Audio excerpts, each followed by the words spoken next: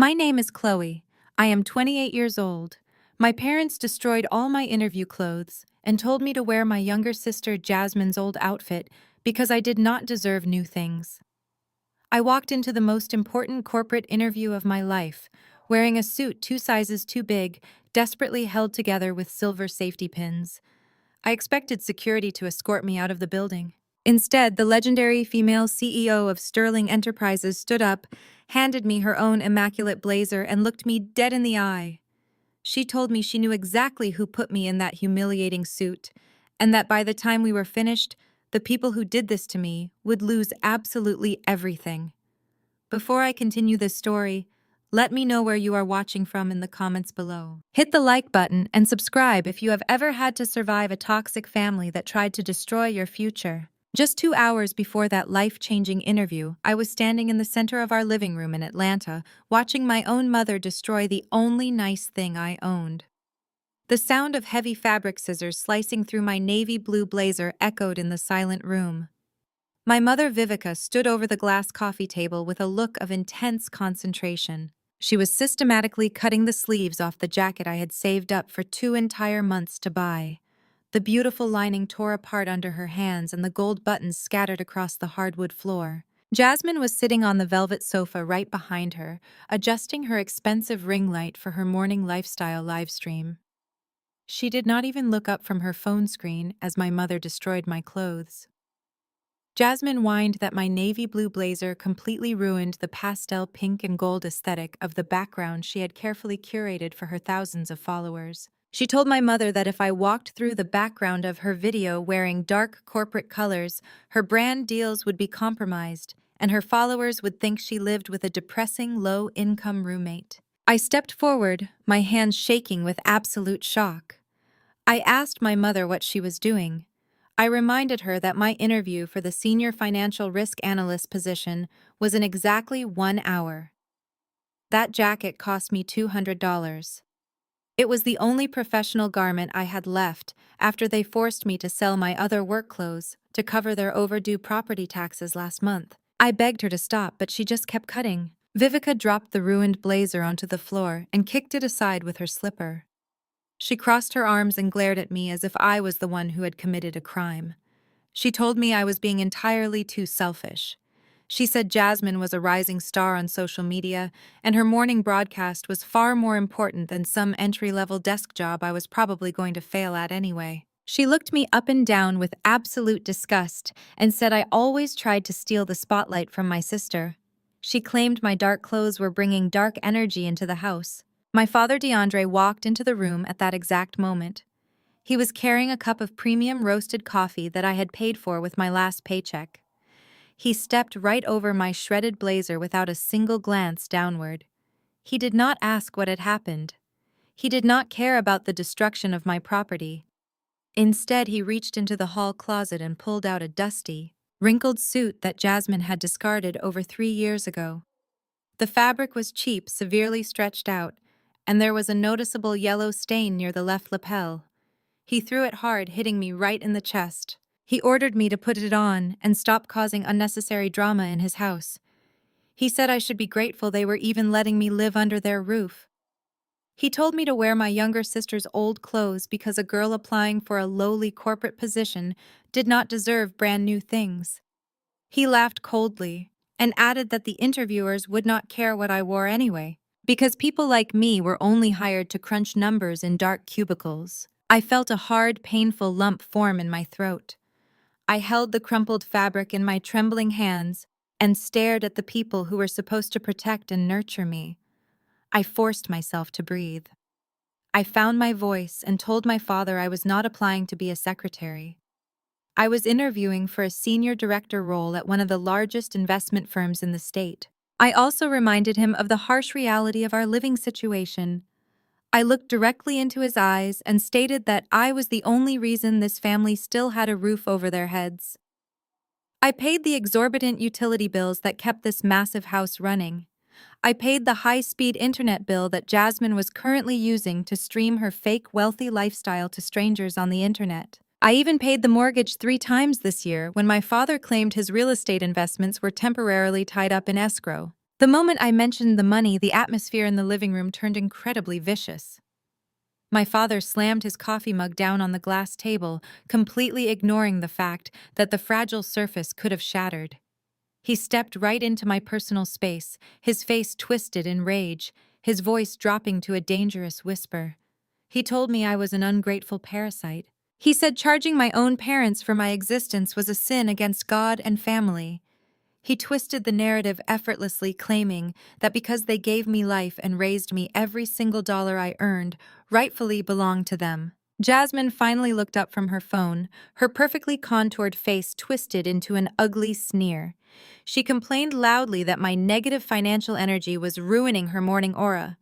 She told our parents that my shouting was giving her a massive migraine and that she would not be able to perform with the proper enthusiasm for her beauty sponsors. She demanded immediate compensation for her emotional distress. Vivica rushed to Jasmine's side, petting her hair and soothing her like she was a helpless toddler instead of a grown woman.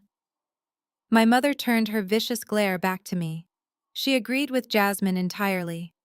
She said I had maliciously ruined the peace of the household on purpose because I was deeply jealous of Jasmine's physical beauty and effortless internet success. She accused me of trying to sabotage Jasmine's career because I was miserable in my own life. Then my father delivered the final devastating blow.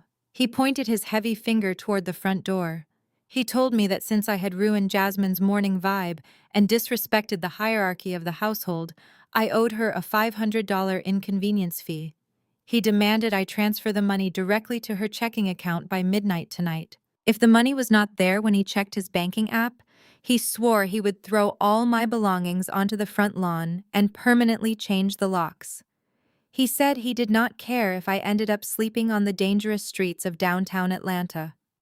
He told me I was replaceable. I stood there in the suffocating tension of that house. I looked down at the ruined shreds of my professional blazer on the floor, the fabric frayed and useless. I looked at my mother coddling a 25-year-old woman who contributed absolutely nothing but massive credit card debt to our lives. I looked at my father, a man so desperate to maintain an illusion of extreme generational wealth that he was perfectly willing to bleed his oldest daughter dry just to keep up appearances. I did not cry.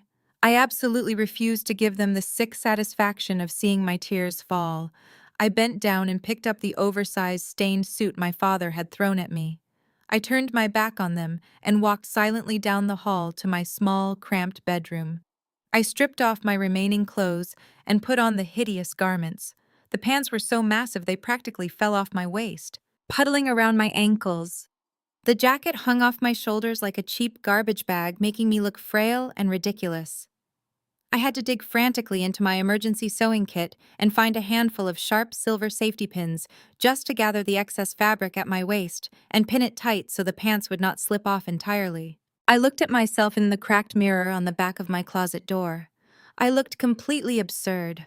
I looked destitute. I looked exactly how they wanted me to look, broken, humiliated, and unworthy of respect.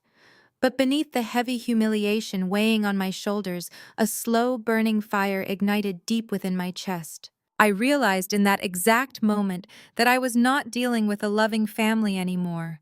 I was dealing with ruthless parasites who would consume my entire future if I allowed them to keep feeding on me. I grabbed my worn leather portfolio, the only professional item they had not managed to ruin yet, and marched out of my room.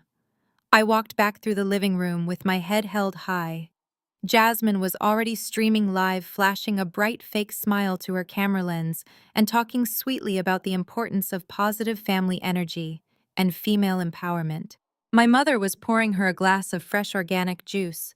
My father did not even look up from his newspaper as I opened the heavy front door and stepped outside. I walked out into the suffocatingly humid Atlanta morning.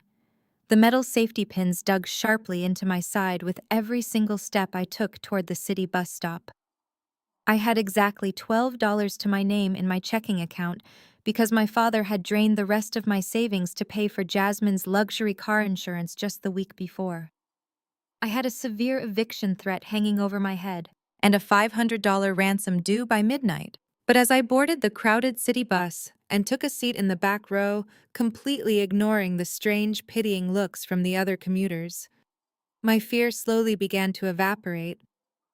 It was replaced by a cold, sharp, and highly calculating clarity. My family wanted to strip me of my basic human dignity. They wanted to make sure I never succeeded in the corporate world, ensuring I would be trapped forever serving as their personal automated teller machine. I promised myself right then and there, looking out the smudged window of the bus, that I would absolutely not fail this interview. I would secure this high-level job at Sterling Enterprises. I would command the massive executive salary I truly deserved. And once I finally held the power and the financial leverage, I would cut them off completely and mercilessly. I just had no idea yet that the very job interview I was walking into would hand me the exact financial weapons I needed to completely destroy their entire fake empire from the inside out. The towering glass monolith of Sterling Enterprises pierced the downtown Atlanta skyline like a knife. I stood on the sidewalk briefly, trying to adjust the oversized jacket hanging off my frame. One of the safety pins holding my waistband together jabbed sharply into my hip, a physical reminder of the humiliation I left back at my parents' house. I took a deep breath, pushed through the heavy revolving doors, and stepped into the sprawling lobby. The ground floor was a masterclass in corporate intimidation. Polished marble floors gleamed under modern chandeliers, while security guards monitored the turnstiles. As I walked toward the front desk, I could feel the eyes of every single person locking onto me. Executives in tailored Italian wool paused their conversations to stare, while junior analysts holding expensive lattes smirked and whispered behind their hands. I looked like a vagrant who had wandered in to ask for spare change. The polished receptionist gave me a look of pure disgust as I approached, coldly informing me that the delivery entrance was around the back. I kept my voice perfectly level, handed over my license, and stated I was there for the 9 o'clock Senior Financial Risk Analyst interview. She let out a condescending laugh, but she typed my name into her terminal anyway. I expected her to point me toward a crowded waiting room to be rejected. Instead, the receptionist stopped typing. The smug smile completely vanished from her face. She stared at the screen, blinked twice, and looked back up at me with an expression of sheer panic. She picked up her desk phone, dialed a 3-digit extension, and spoke in a hushed whisper. Soon, a sharply dressed man with an earpiece emerged and walked straight toward me. He ignored my stained lapel and the ridiculous fabric pooling at my ankles. He respectfully addressed me as Miss Chloe, maintaining strong eye contact, and asked me to follow him. I assumed I was being escorted to the basement to be quietly rejected out of sight. But he bypassed the main bank of elevators. He led me to a private elevator at the back of the lobby, swiped a black keycard, and pressed the button for the 50th floor, the executive suite. I asked if there was a mistake, explaining my interview was with Human Resources on floor 12. He politely informed me that Human Resources no longer had jurisdiction over my application.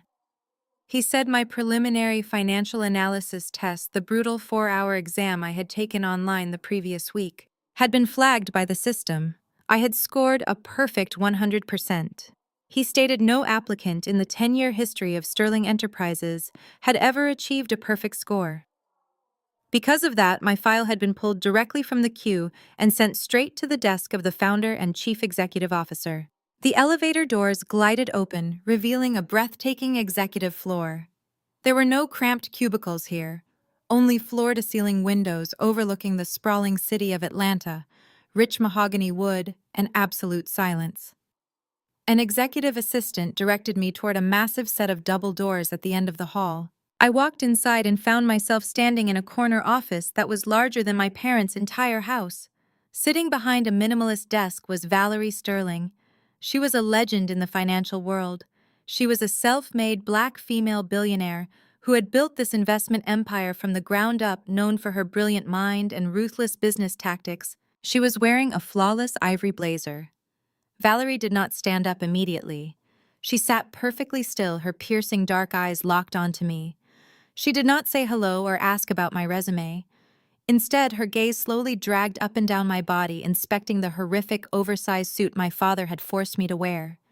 She stared at the yellow stain on the lapel. She noticed the bunched-up fabric where the safety pins were desperately holding the waistline together.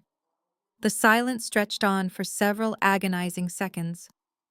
I thought for sure I had ruined my one shot at financial freedom because my toxic family had stripped me of my dignity. But then Valerie Sterling stood up. She walked around her desk, her heels clicking sharply against the hardwood floor, and stopped right in front of me.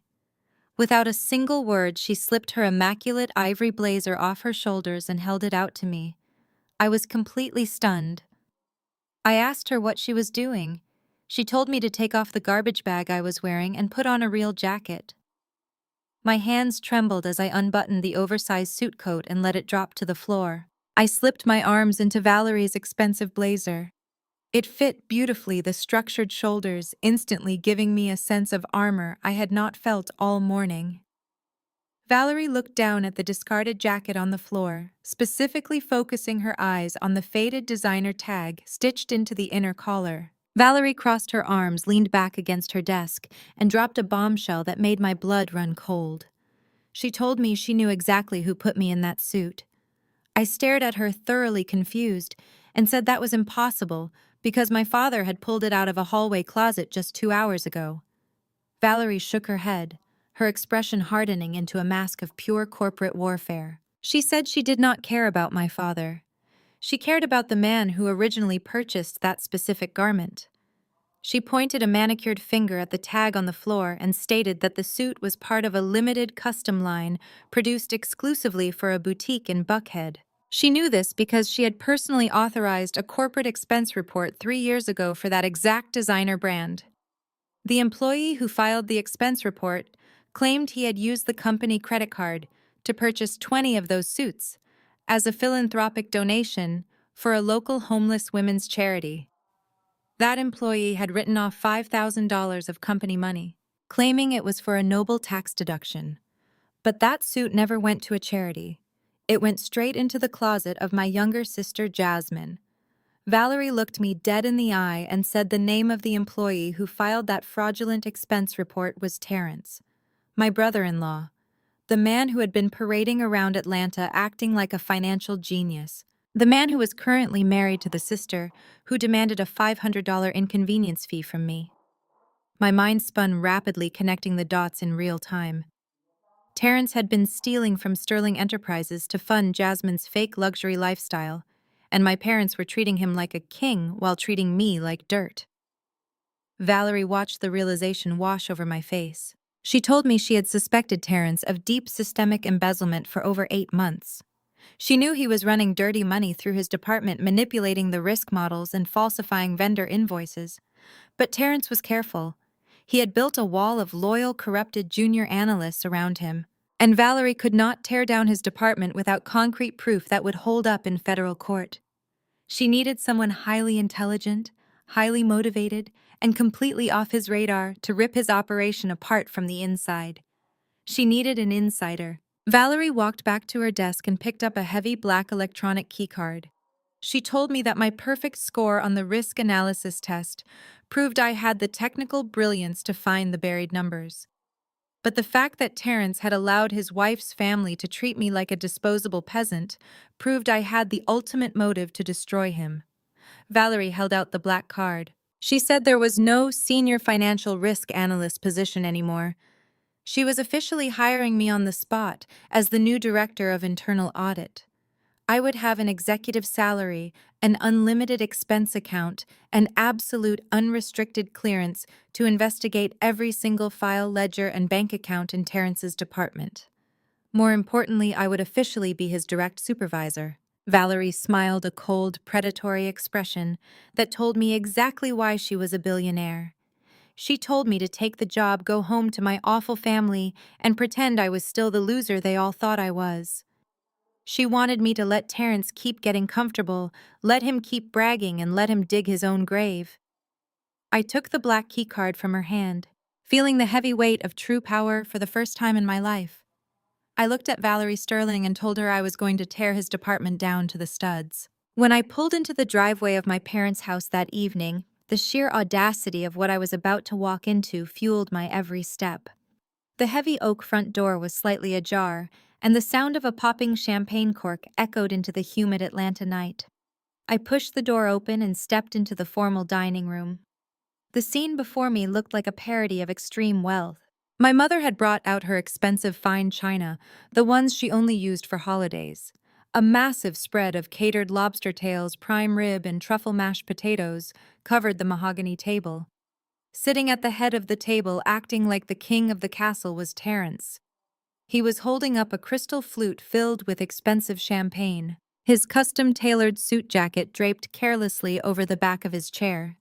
Jasmine was sitting right next to him, giggling loudly while recording the entire dinner setup on her phone for her followers. My father was standing by the wine cooler, a proud smile on his face that he had never not once directed at me. He raised his glass toward Terence and offered a booming toast to the smartest man he knew, the future vice president of Sterling Enterprises. My stomach churned at the absolute irony of his words, but I kept my face entirely blank. I walked further into the room, my footsteps heavy on the hardwood floor. The moment they noticed me, the celebratory atmosphere shifted into immediate hostility. My mother lowered her glass and let out a dramatic sigh. She looked at the oversized stained suit I was still wearing, the one I had kept on specifically to play my part, and shook her head in sheer disgust. She asked me why I looked so miserable. She laughed and said she could guess exactly how the big corporate interview went, based on my pathetic posture. Jasmine put her phone down and chimed in, saying she was thoroughly embarrassed to even be related to someone who lacked so much basic ambition. She told Terence he was lucky he did not have to see me at the Sterling Enterprises building today, because I probably would have begged him for a cafeteria job in front of all his wealthy colleagues. Terence chuckled, a deep, arrogant sound that grated against my nerves. He took a slow sip of his champagne and looked at me with pure condescension. He told me the corporate world was highly competitive and only meant for apex predators. He said Sterling Enterprises did not hire weak-minded individuals who wore thrift store garbage. He advised me to aim significantly lower, perhaps a retail position at the local mall where my aesthetic would not offend the high-net-worth clients. I stood quietly near the edge of the dining table, letting them hurl their insults. I did not raise my voice. I did not defend myself. I just let them dig their graves deeper with every single word. While Terence was busy bragging about his impending promotion and his genius financial strategies, my eyes landed on the empty chair next to Jasmine. Sitting perfectly upright on the cushioned seat was a brand new Hermes Birkin bag in a striking shade of emerald green. The hardware gleamed under the dining room chandelier. A bag like that cost upwards of $30,000, and there was a massive waiting list just to be granted the privilege to purchase it. I knew for an absolute fact that Jasmine's influencer income barely covered her weekly brunch tabs, and I knew Terrence's legitimate salary, while high, could not casually support a $30,000 handbag purchase. In the same month, he claimed to be heavily invested in new real estate. Jasmine noticed me staring at the bag. She immediately snatched it off the chair and hugged it to her chest as if I was going to steal it. She rolled her eyes and told me not to look at it too closely because my poverty aura might damage the leather. She proudly announced that her amazing, successful husband had pulled massive strings with a private buyer in Paris to get her this exact model as an early anniversary gift. She traced the gold clasp with her manicured fingernails and bragged about how exclusive the serial number was. She even flipped the interior flap open just to show off the authenticity stamp, completely unaware of the massive mistake she was making. I sharpened my focus. I have always had an eidetic memory for numbers, a skill that made me exceptional at financial risk analysis. In the 3 seconds she held the flap open, I memorized the 12-digit alphanumeric serial code stamped into the green leather. I filed that sequence away in my mind. I knew exactly what I was going to do with it tomorrow morning when I audited Terrence's fraudulent charity expense accounts. Terence clapped his hands together, demanding the attention of the room return to him. He leaned forward, resting his elbows on the mahogany table, and addressed my parents with a sickeningly sweet tone.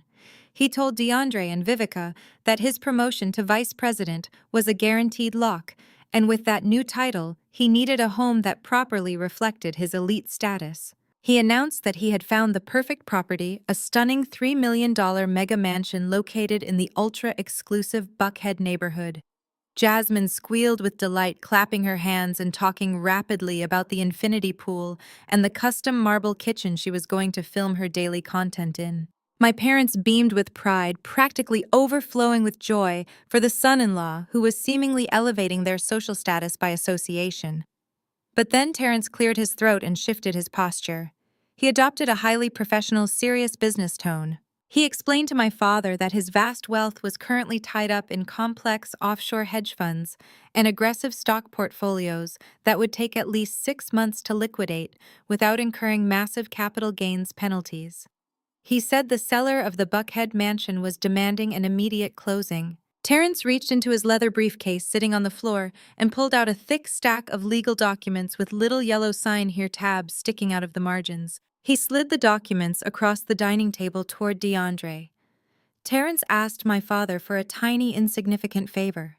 He requested that my parents sign over the deed to their current home to act as collateral for a short-term bridge loan. He smoothly assured them it was merely a temporary formality, a bureaucratic loophole to secure the $3 million mortgage until his hedge fund dividends cleared next quarter. He promised my parents that within 90 days their house would be completely released from the lien, and he would personally buy them both brand new luxury cars as a thank you for their unwavering faith in him. I watched in absolute horror, masking my expression perfectly, as my father did not even hesitate. DeAndre did not read a single paragraph. He did not check the interest rates, the default clauses, or the name of the shady holding company listed at the top of the contract. He just pulled a gold pen from his shirt pocket, laughed heartily, and said family always supports family. He signed his name on the dotted line. My mother eagerly leaned over and signed her name right next to his, effectively handing over the only valuable asset they owned to a man who was actively stealing millions of dollars from his employer. They were so blinded by the illusion of generational wealth that they literally signed their entire future away over a plate of catered lobster. Terrence smiled, a dark, victorious smirk spreading across his face as he quickly pulled the signed documents back and shoved them into his briefcase. The trap was fully set. He had successfully manipulated my parents into risking their home for his fraud. Then my father turned his attention back to me. His joyous expression instantly hardened into a scowl. He pointed his gold pen directly at my chest and told me it was my turn to finally contribute something meaningful to the family legacy. DeAndre stated that since Terrence was securing the massive Buckhead mansion, Jasmine was going to need an entirely new interior design setup to match the extreme luxury of the estate. He pulled a secondary, thinner stack of papers from the table and shoved them aggressively into my hands. He demanded that I co-sign a $50,000 high-yield credit line to fund Jasmine's custom furniture purchases. My father warned me that if I refused to sign the credit application right now, his threat from this morning still stood. He would pack my belongings in garbage bags and throw me out onto the street before midnight. Jasmine sat back in her chair, holding her stolen emerald Birkin bag, and gave me a wicked, entitled smile. She told me to just sign the paper and stop being so useless. Vivica crossed her arms and said it was the absolute least I could do after ruining their morning and failing my job interview. I stood perfectly still in the center of the dining room. I looked at the glossy credit application in my hands. I looked at my parents, who were entirely willing to destroy my financial future for a couch, completely ignorant of the fact that they had just unknowingly signed away their own home. I looked at Terrence, the arrogant thief who thought he was the smartest man in Atlanta. I felt the heavy plastic of the black executive keycard resting securely in my pocket. I did not argue. I did not yell. I simply looked up, let a cold, calculated smile spread across my face, and neatly folded the credit application. I looked directly into Terrence's eyes and told him I would take a very close look at these documents, Terrence. I left the dining room that night with the credit application and the mortgage collateral documents securely in my hand. I locked my bedroom door, turned on my small desk lamp, and spent the entire night reading every single line of the contracts my parents had foolishly signed. The trap Terrence had set was even more devastating than I had imagined. The holding company listed on the mortgage documents traced back to a highly volatile offshore account.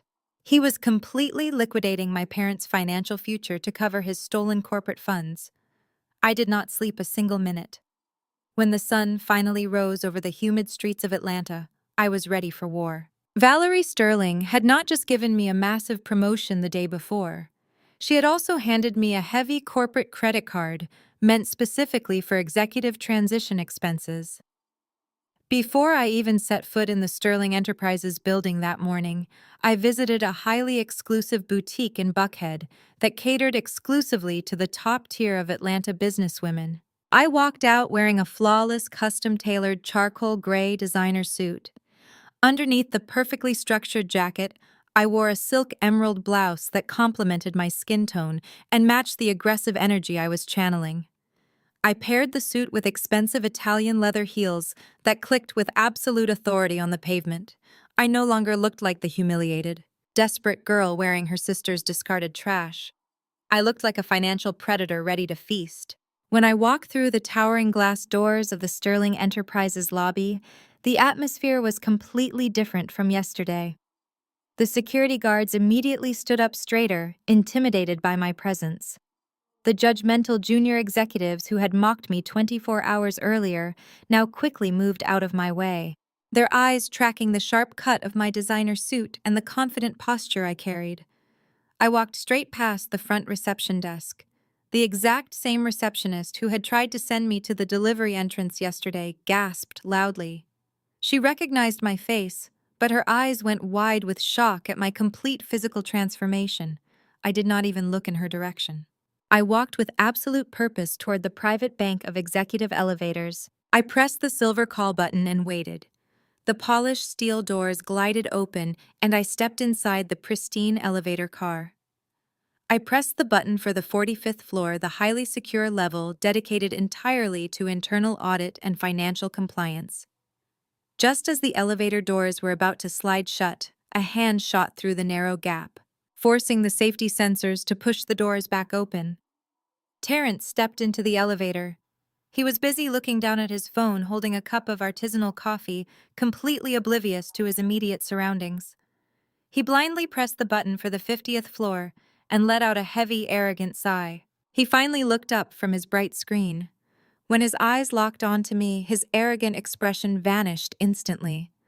It was replaced by a look of sheer, unfiltered confusion.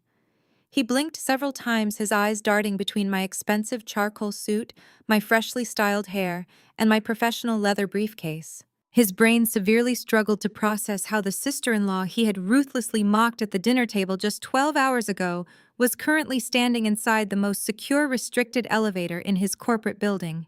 The confusion quickly morphed into deep, explosive anger. He stepped aggressively toward me, his face turning an ugly shade of red. He demanded to know what on earth I was doing inside this elevator. He loudly asked how I managed to get past the security desk downstairs without being tackled. His voice echoed harshly in the small, enclosed space. He told me this specific elevator was strictly reserved for senior executives and high-level directors, not charity cases. I stood perfectly still, maintaining unblinking eye contact, and did not say a single word. My total silence infuriated him even more. He pointed his index finger directly at my face and viciously accused me of trespassing. He said I must have sneaked through the loading dock and stolen someone else's expensive clothes just to pretend I was important. Terrence laughed bitterly, the sound sharp and cruel. He asked me who I slept with to get access to this floor. He accused me of compromising my basic dignity just to beg for a secretarial position or a janitorial job from one of the managers on the executive level. He said if I honestly thought wearing a stolen designer suit would trick the wealthy, powerful men in this building into hiring me, I was far more pathetic than he originally thought. He quickly pulled out his phone and threatened to call the head of building security. He promised he would have me violently dragged out into the lobby in handcuffs in front of everyone. He told me he was going to make sure I was permanently banned from the premises and formally arrested for corporate espionage. I let him finish his entire unhinged rant. I let him feel like the smartest, most powerful man in the room for just a few seconds longer. The elevator chimed softly as we rapidly passed the 30th floor. I calmly reached into the inner pocket of my tailored blazer. I did not pull out a printed resume. I did not pull out a temporary visitor pass. I pulled out a solid black, titanium executive badge. The Sterling Enterprises logo was engraved in pure gold at the very top. Beneath the crest, my full name was printed in bold, undeniable letters. Beside my name was my official permanent title, Director of Internal Audit. I held the heavy black badge up right in front of Terrence's face. I made absolutely sure he could read every single letter. I watched his eyes frantically scan the golden text. I watched his arrogant brain finally comprehend the catastrophic reality of his current situation. The blood drained completely from his face, leaving him looking sickly and weak. His confident posture crumbled instantly. His hand began to shake so violently that a few drops of hot coffee spilled from his cup directly onto his expensive leather shoes. He opened his mouth to speak, but no words came out. He just stared at the badge, then slowly looked up at my cold, unsmiling face. Terrence finally managed to whisper my name, his voice trembling with sheer, unadulterated terror. He asked me how this was even possible. He stammered frantically, claiming that he was the one slated for the vice president promotion, not me. I leaned slightly closer to him, invading his space, just as he had invaded mine at the dinner table. I told him the corporate world was highly competitive and only meant for true apex predators. I threw his exact condescending words from last night right back into his terrified face. I told him he should have paid much closer attention to who was crunching the numbers in the dark cubicles, because the people he thought were weak were the ones quietly tracking every single dollar he stole. The elevator chimed loudly. We had reached the 45th floor. The polished steel doors glided open, revealing a massive open-concept office floor.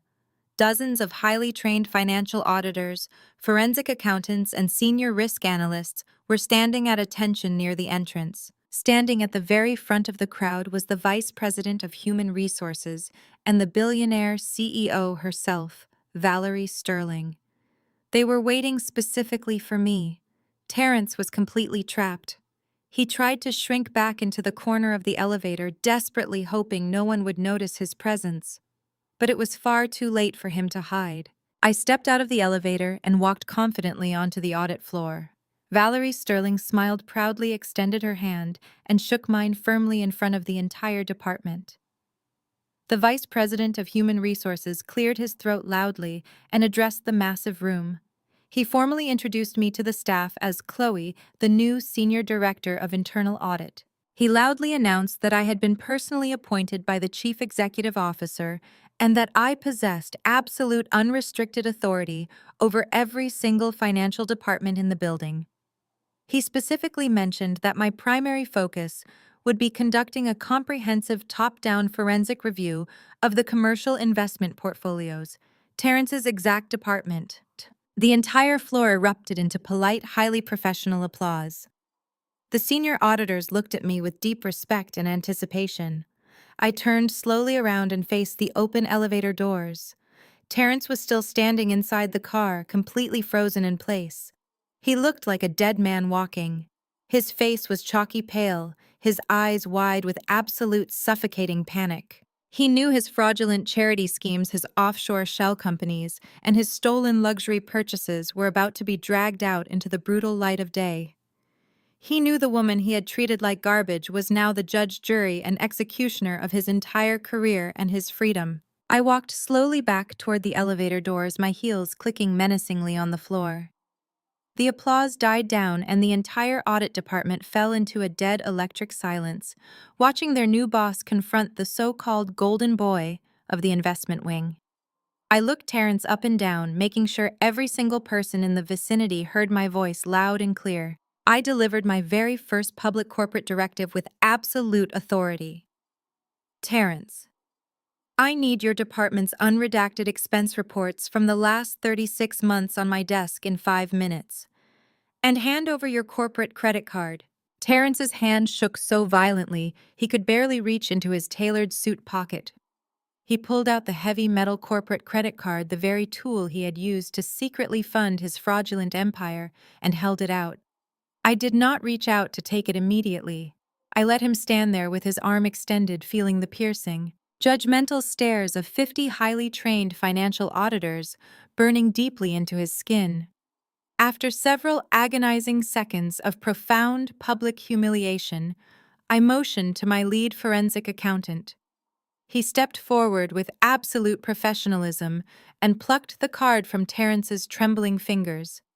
I turned my back on my brother-in-law and walked directly toward my new corner office. Terrence practically sprinted away, retreating to the elevator bank like a beaten dog fleeing a predator.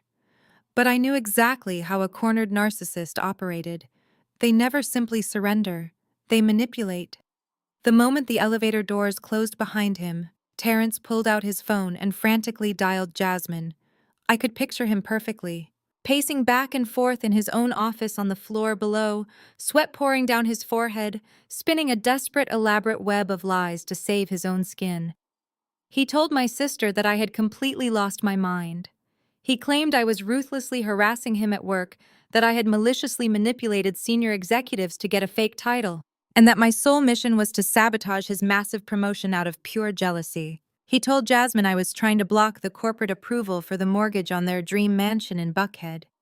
He weaponized her greed flawlessly, crying into the phone that I was actively trying to ruin their beautiful family and strip her of her luxurious high society lifestyle.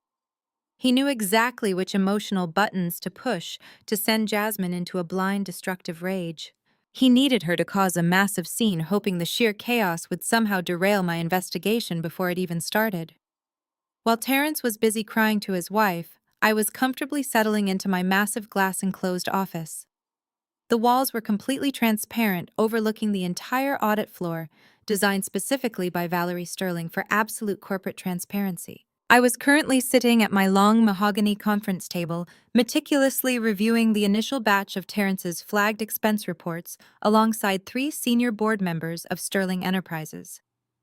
We were quietly discussing the staggering financial discrepancies in his vendor invoices and the offshore routing numbers.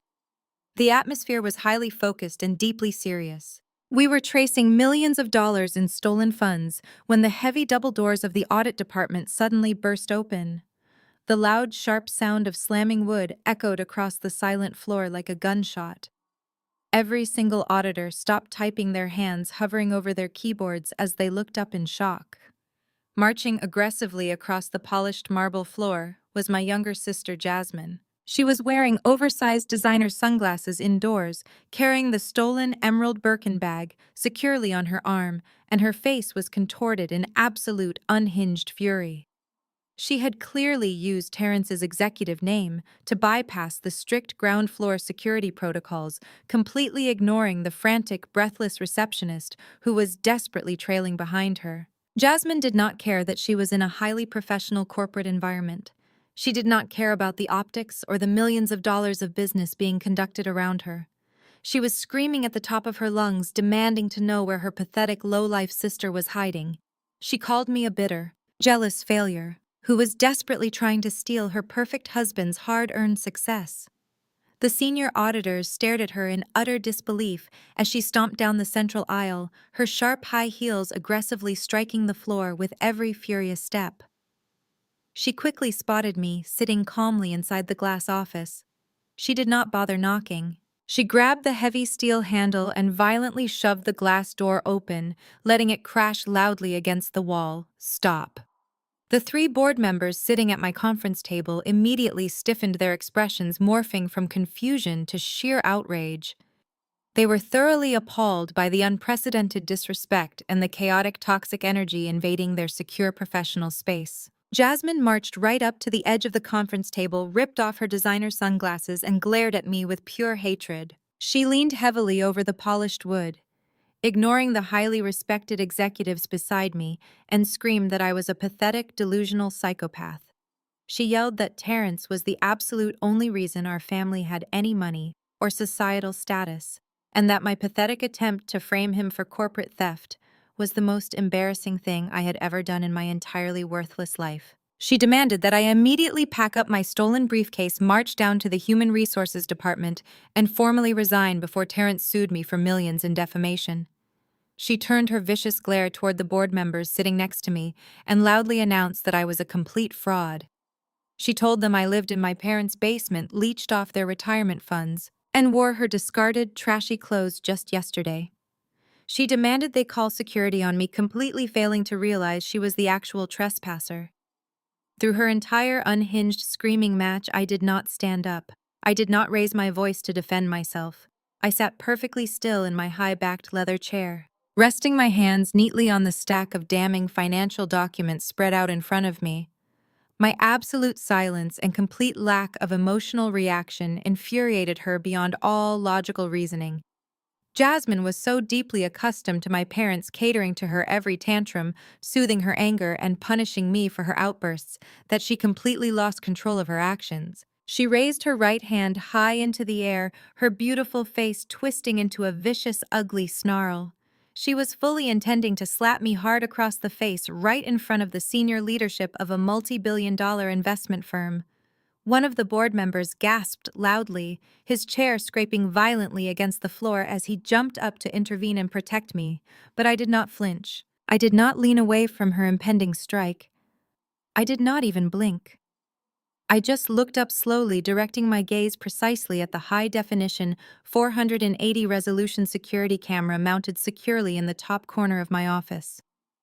It had a perfect, brilliantly clear, unobstructed view of her raised hand and her furious face. I wanted the digital servers of Sterling Enterprises to capture every single frame of her attempted assault. I wanted her complete lack of emotional control fully documented for the inevitable legal proceedings that were rapidly approaching. Jasmine saw my eyes flick upward. She followed my gaze. She froze instantly, her manicured hand hovering just a few inches from my cheek. Her chaotic, rage-filled brain finally registered the sleek black dome of the security camera, silently recording her every single move. The reality of her environment violently crashed down upon her.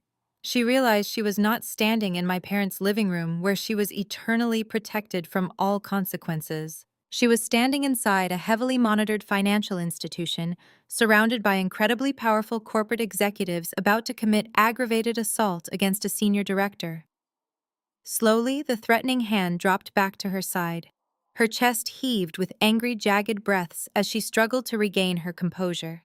She pointed a violently shaking finger directly at my face. She whispered that I was going to pay dearly for trying to ruin her flawless marriage and her beautiful life. That was the exact opening I was patiently waiting for. I did not respond to her empty threats. Instead, I calmly picked up a single crisp sheet of paper from the stack of freshly printed audit reports sitting on my desk. It was a brightly colored spreadsheet detailing the hidden expenditures of Terrence's completely fraudulent homeless women's charity fund. The numbers were undeniable, tracked meticulously through a series of offshore routing numbers and dummy corporation invoices. I casually slid the document across the smooth mahogany table until it stopped right in front of her stolen emerald Birkin bag. I tapped the highlighted row of numbers with my index finger, drawing her frantic eyes downward. I looked directly into Jasmine's furious eyes, my voice dripping with cold, calculated precision that commanded the absolute attention of everyone in the room. I asked her if she knew that her devoted husband's philanthropic charity fund had been consistently paying a $6,000 monthly lease for a luxury downtown condo. I paused deliberately, letting the heavy, suffocating silence completely fill the glass office. I watched her brain try to process the information, watching the arrogant certainty begin to crack and splinter behind her eyes. Then I delivered the final devastating blow. I leaned slightly forward and told her the luxury condo was not housing homeless women in need, but was currently leased directly to a 22-year-old fitness model from Instagram. Jasmine completely freezes. Jasmine completely froze. The vibrant, furious energy that had propelled her into my office evaporated in a single second. Her mouth opened and closed silently as her eyes locked onto the highlighted line of the spreadsheet I had pushed across the desk. The name of the 22-year-old Instagram fitness model was printed clearly, right next to the massive routing number of the luxury downtown apartment complex. I watched the absolute devastation wash over my younger sister's face.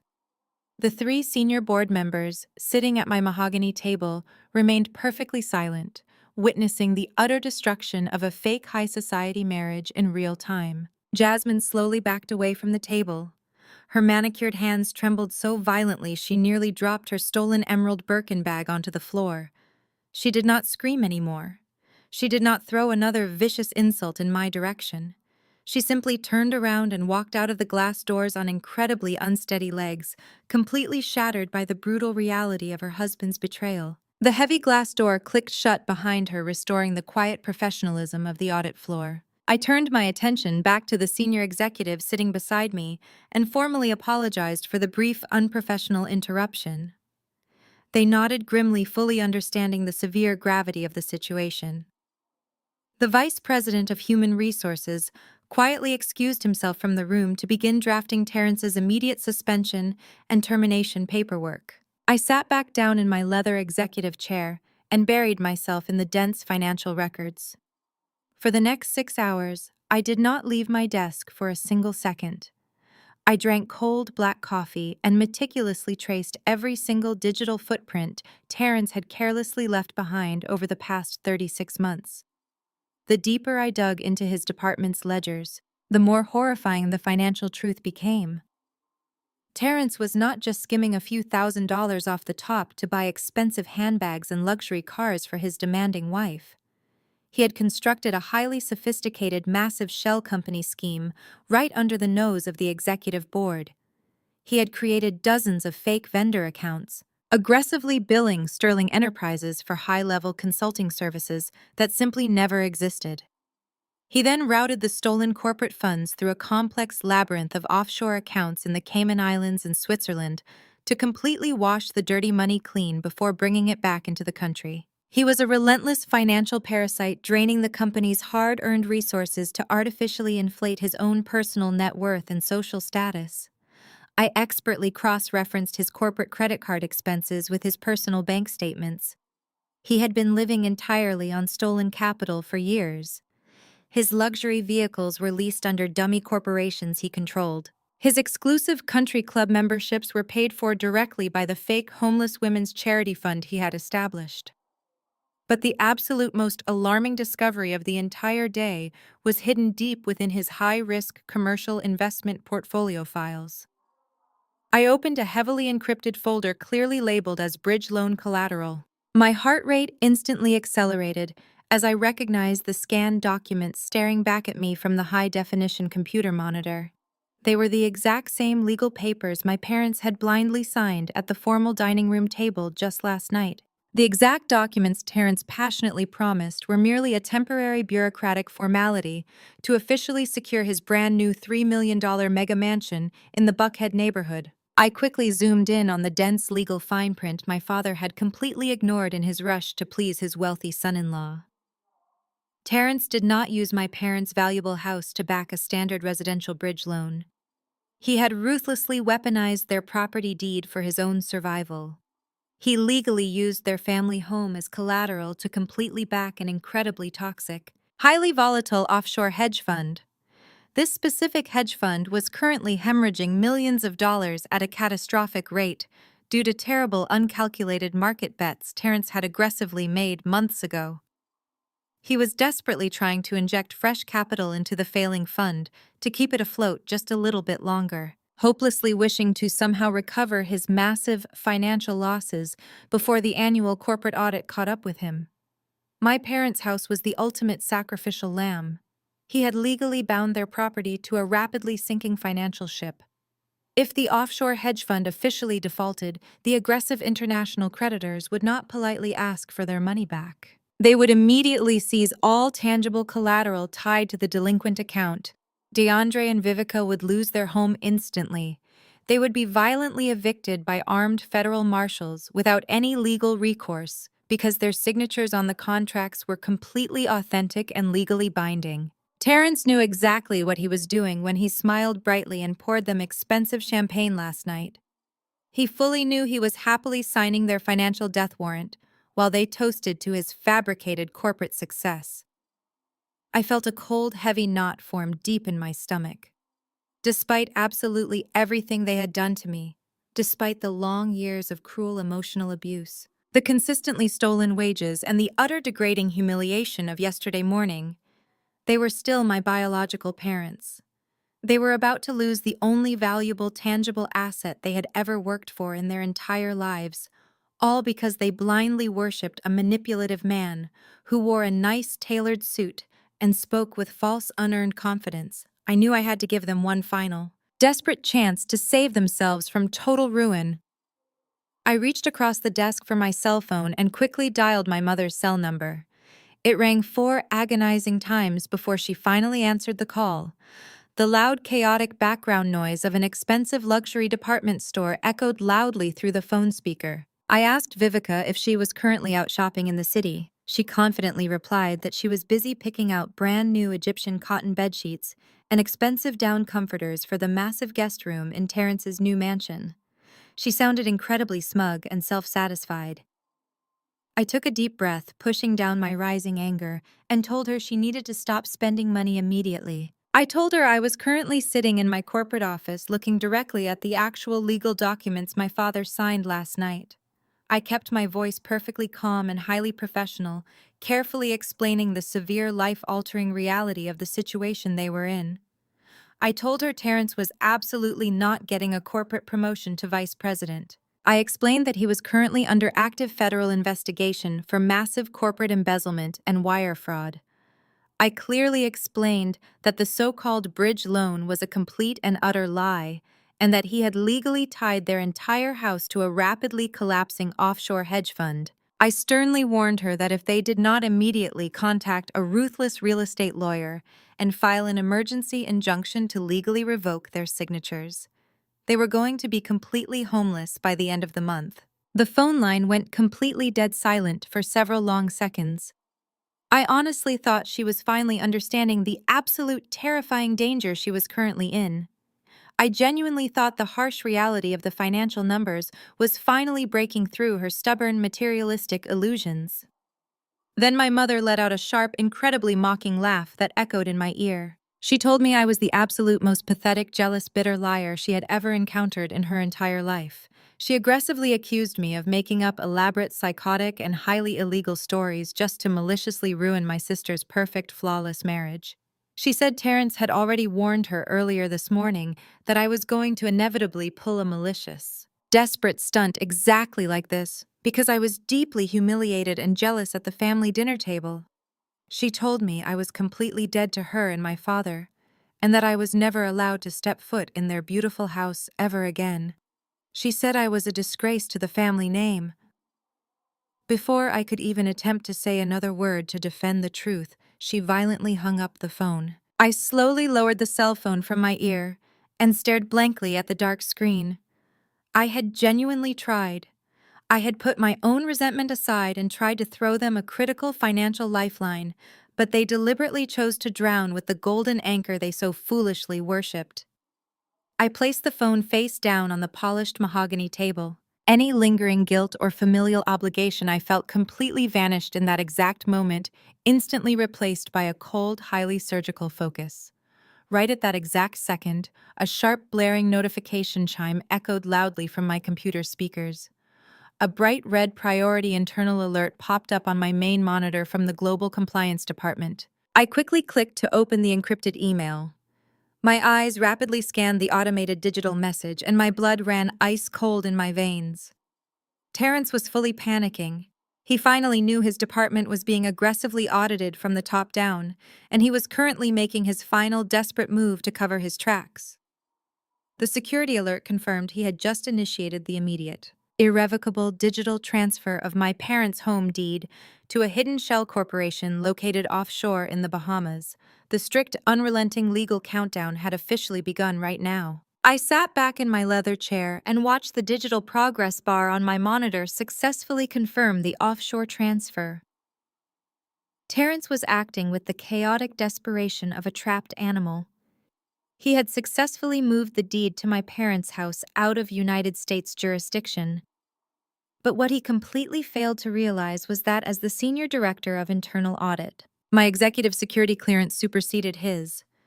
I immediately flagged the transaction code, locked the offshore routing number into the global compliance server, and officially initiated a federal freeze on his secondary accounts.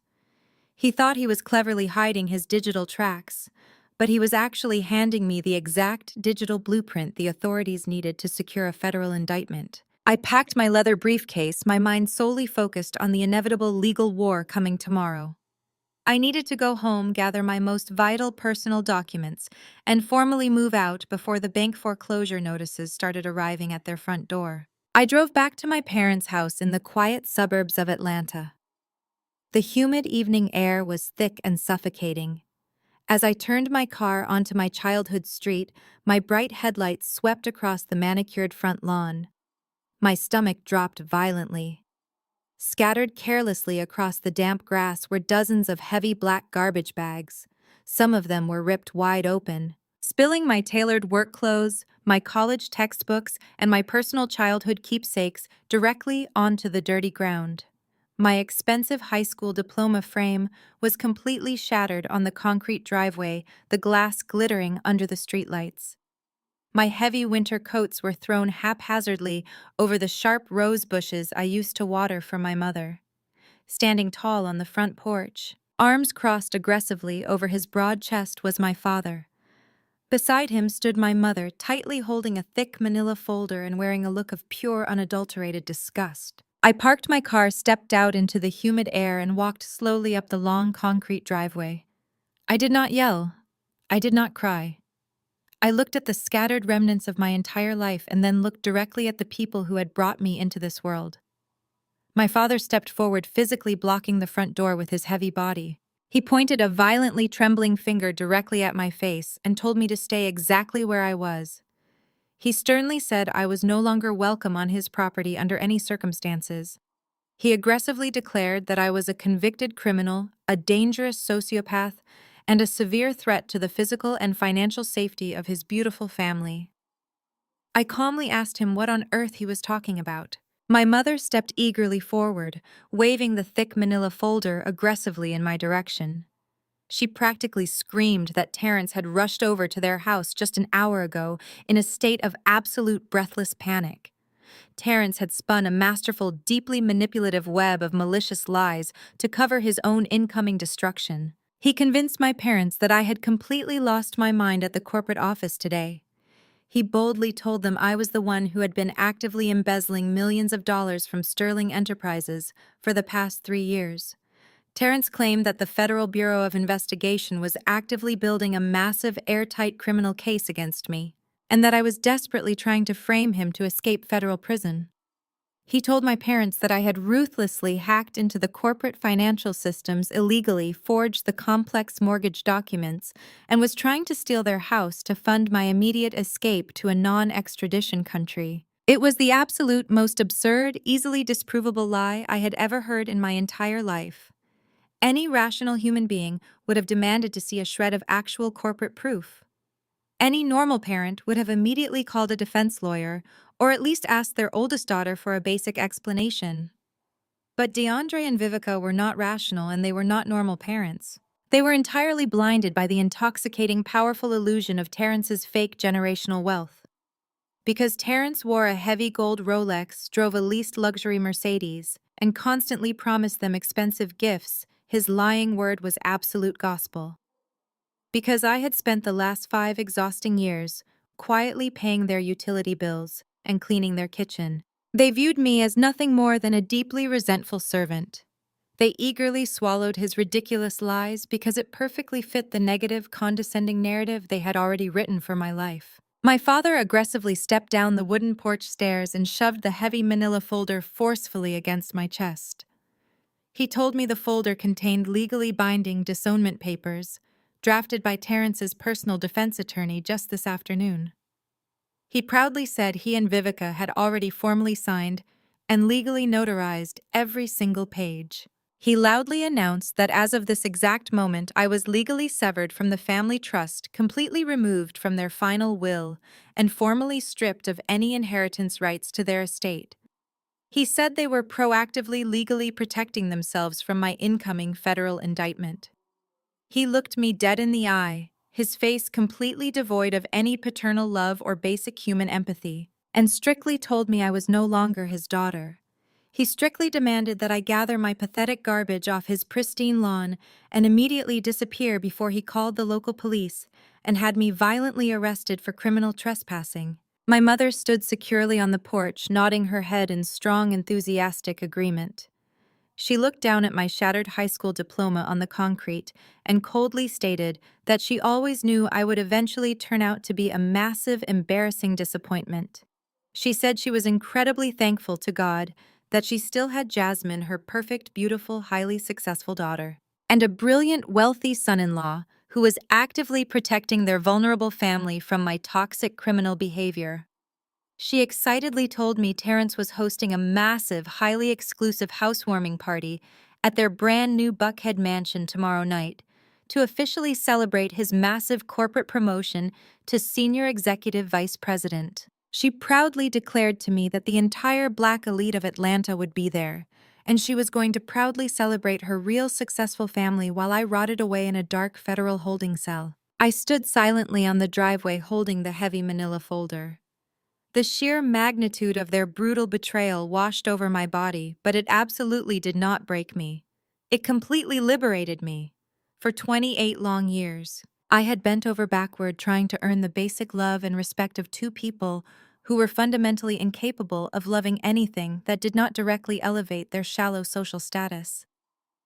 I had drained my own meager bank accounts to keep the electricity running in their home. I had endured endless psychological abuse to protect the fragile family peace. But as I looked at my father's sneering face and my mother's cold, dead eyes, the heavy iron chains of familial obligation completely shattered into a million tiny pieces. I finally realized I owed them absolutely nothing. They were not innocent victims of Terrence's manipulation. They were eager, willing, greedy participants in my attempted destruction. I did not fall to my knees and desperately beg for their forgiveness. I did not frantically try to show them the real financial spreadsheets stored safely on my phone. I did not waste another single breath trying to logically convince them of the truth. The devastating truth was going to violently kick their front door down in a matter of days. And I wanted them to feel the absolute maximum impact of the massive explosion they had eagerly helped create. I calmly looked down at the official disownment papers resting in my hand. I pulled a sleek silver pen from my tailored blazer pocket, uncapped it, and boldly signed my full legal name securely on the dotted line without a single second of hesitation. I handed the thick folder right back to my father. He looked slightly taken aback by my complete lack of emotion, his arrogant expression faltering for just a fraction of a second. I looked directly into his eyes and strictly told him I gladly accepted his final terms. I told him to make absolutely sure he safely kept a copy of those documents for his own records because he was going to desperately need them very soon. My father sneered, roughly snatched the folder from my hand, and quickly turned his back on me. He marched up the porch stairs, firmly grabbed my mother by the arm, and aggressively pulled her inside the house. The heavy oak front door slammed shut with a deafening crack. The loud metallic click of the deadbolt locking echoed sharply into the humid night air. They had officially locked me out of my childhood home. They had willfully chosen a lying, thieving corporate parasite over their own biological flesh and blood. I stood completely alone in the dark suburban yard. I slowly bent down and picked up the heavy black garbage bag containing my most essential professional clothes and my emergency cash savings. I deliberately left the rest of the ruined discarded items scattered on the wet grass. I looked up at the dimly lit front windows of the house I had financially maintained for years. I took a deep, steadying breath and whispered into the quiet night air. I told them I tried to save you. Now you burn with him. I turned around and started walking down the cracked concrete driveway toward my parked car. But before I could even reach for my metal keys, a pair of incredibly bright LED headlights cut sharply through the heavy darkness of the suburban street. A massive, sleek black Maybach glided silently up to the concrete curb, stopping directly behind my vehicle. The heavily tinted rear window slowly rolled down, revealing the immaculate, completely composed face of Valerie Sterling. She was wearing a stunning designer trench coat, her incredibly sharp eyes scanning the garbage bags scattered randomly across the lawn and the locked front door of my parents' house. She did not ask if I was emotionally okay. She did not offer any empty, meaningless sympathy. She completely understood the brutal, unforgiving reality of corporate and familial warfare. Valerie looked directly at me, a highly dangerous, intensely predatory smile spreading slowly across her face. She casually tapped a thick, heavy leather-bound dossier, securely resting on the plush leather seat beside her. She proudly told me the federal authorities had officially reviewed the damning offshore financial data I securely transmitted this afternoon. She calmly stated that the international wire fraud arrest warrants had just been officially signed by a federal judge exactly 10 minutes ago. She looked away from the pathetic garbage on the lawn, firmly locked her piercing dark eyes onto mine, and smoothly delivered the exact words I desperately needed to hear. She told me the trap is set. Let us crash a housewarming party. 24 hours later, the sprawling $3 million mega mansion in the ultra-exclusive Buckhead neighborhood was completely illuminated against the dark Atlanta sky. Terrence and Jasmine were hosting the most extravagant, offensively lavish housewarming party the city had seen all year. This was their ultimate fake flex, a desperate, glittering illusion carefully designed to project immense generational wealth to the highest echelons of Atlanta high society. Valet drivers sprinted back and forth across the expansive circular cobblestone driveway, frantically parking a massive fleet of leased black Ferraris, custom white Bentleys, and sleek silver Rolls-Royces. Inside the towering marble foyer, a live professional string quartet played classical covers of modern hip-hop anthems. Waiters wearing crisp white tuxedos expertly navigated through the dense, loud crowd of local politicians, wealthy socialites, and senior corporate executives. They carried heavy silver trays completely loaded with imported beluga caviar gold leaf-covered chocolate truffles, and crystal flutes filled to the brim with vintage champagne. I sat silently in the plush leather passenger seat of Valerie Sterling's parked Maybach, watching the grotesque display of stolen wealth from the dark edge of the street. Valerie sat right beside me, her piercing dark eyes narrowed as she calculated the exact sheer dollar amount of corporate funds currently being burned just to fund this one single evening. She tapped her manicured fingernail against the heavy leather steering wheel and gave me a single sharp nod of approval. It was finally time. I stepped out of the luxury vehicle and walked slowly up the winding driveway. I was absolutely not wearing oversized, discarded clothes tonight.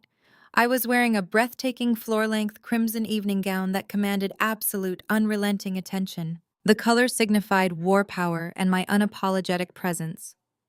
My hair was styled flawlessly, my makeup was impeccably sharp, and my posture was completely unbothered. I looked exactly like a woman who owned the entire corporate building, not a discarded, humiliated family outcast. I glided confidently past the busy valet stand and walked straight through the massive custom-carved mahogany front doors. The sheer scale of the interior architecture was genuinely staggering. A massive multi-tiered crystal chandelier hung from the vaulted ceiling, casting a brilliant, warm golden glow over the hundreds of completely oblivious guests. Right in the absolute center of the grand living room, standing proudly on a slightly elevated marble platform like fraudulent royalty holding court, were Terrence and Jasmine. Jasmine was wearing a blindingly expensive diamond choker necklace that easily cost more than my entire annual salary, and she was tightly holding a fresh glass of sparkling champagne. Her stolen emerald Birkin bag was literally sitting on a small display pedestal nearby, like a priceless museum exhibit. My biological parents, DeAndre and Vivica, were standing proudly right beside them. My father was swirling a glass of aged scotch, and my mother was laughing pretentiously with a local judge's wife. They were beaming with profound arrogance as they loudly bragged to a group of wealthy real estate investors about their brilliant, highly successful son-in-law. I did not try to blend quietly into the crowd. I walked directly into the center of the massive room, the vibrant crimson fabric of my gown parting the heavy sea of guests like a sharp blade. The loud, buzzing conversation of the high society crowd slowly began to die down as people turned their heads to stare at me. My confident, completely fearless entrance demanded immediate, undivided attention. It only took about 10 seconds for Jasmine to finally notice the sudden drastic shift in the energy of the room. She turned her head, her bright, heavily contoured fake smile instantly vanishing the absolute second her eyes locked onto mine. The delicate crystal champagne flute in her hand shook violently, splashing expensive liquor directly onto the pristine marble floor. Jasmine let out a sharp, highly dramatic gasp that echoed loudly over the beautiful music of the string quartet.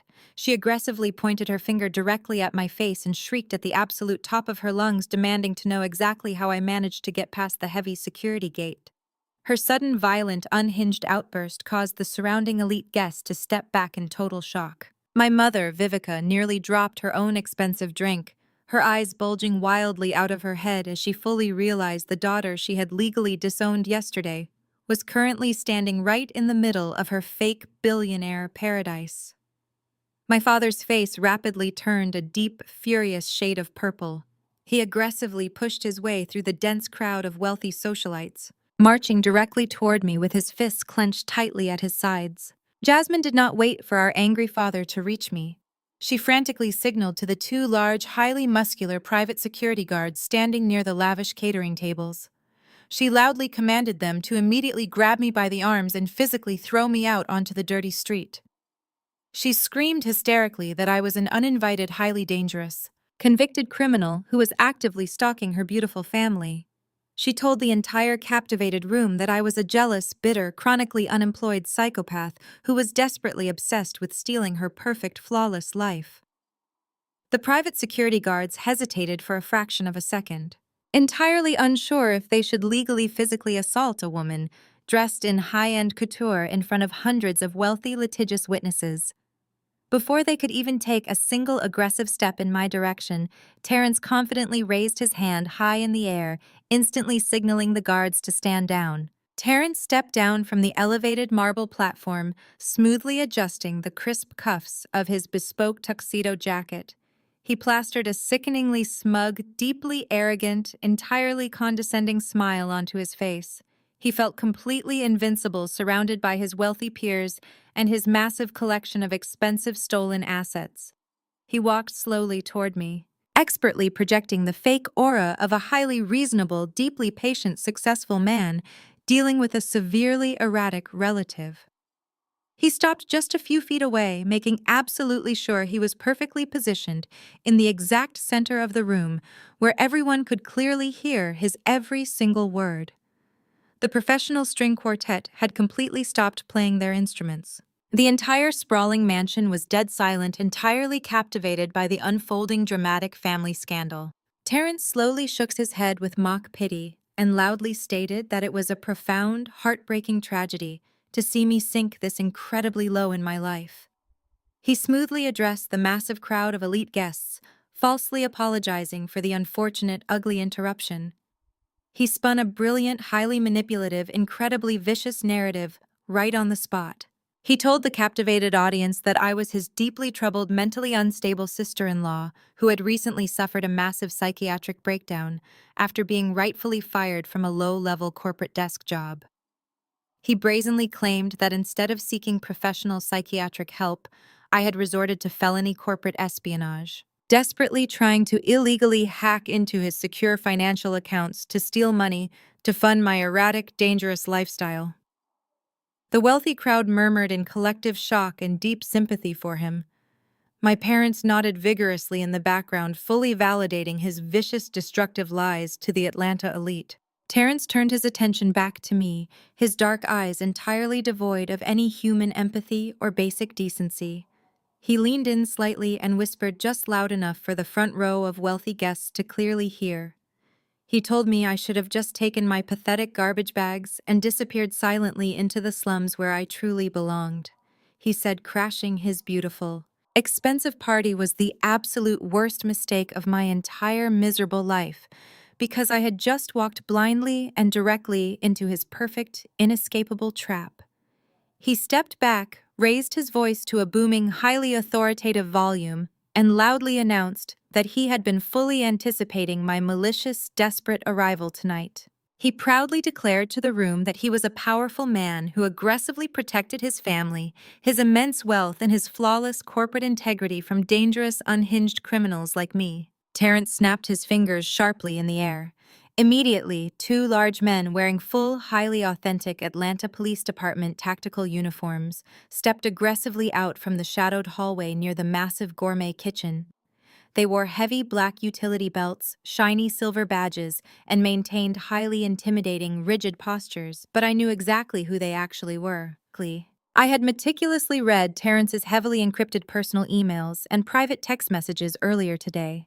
These men were absolutely not on official sanctioned police duty.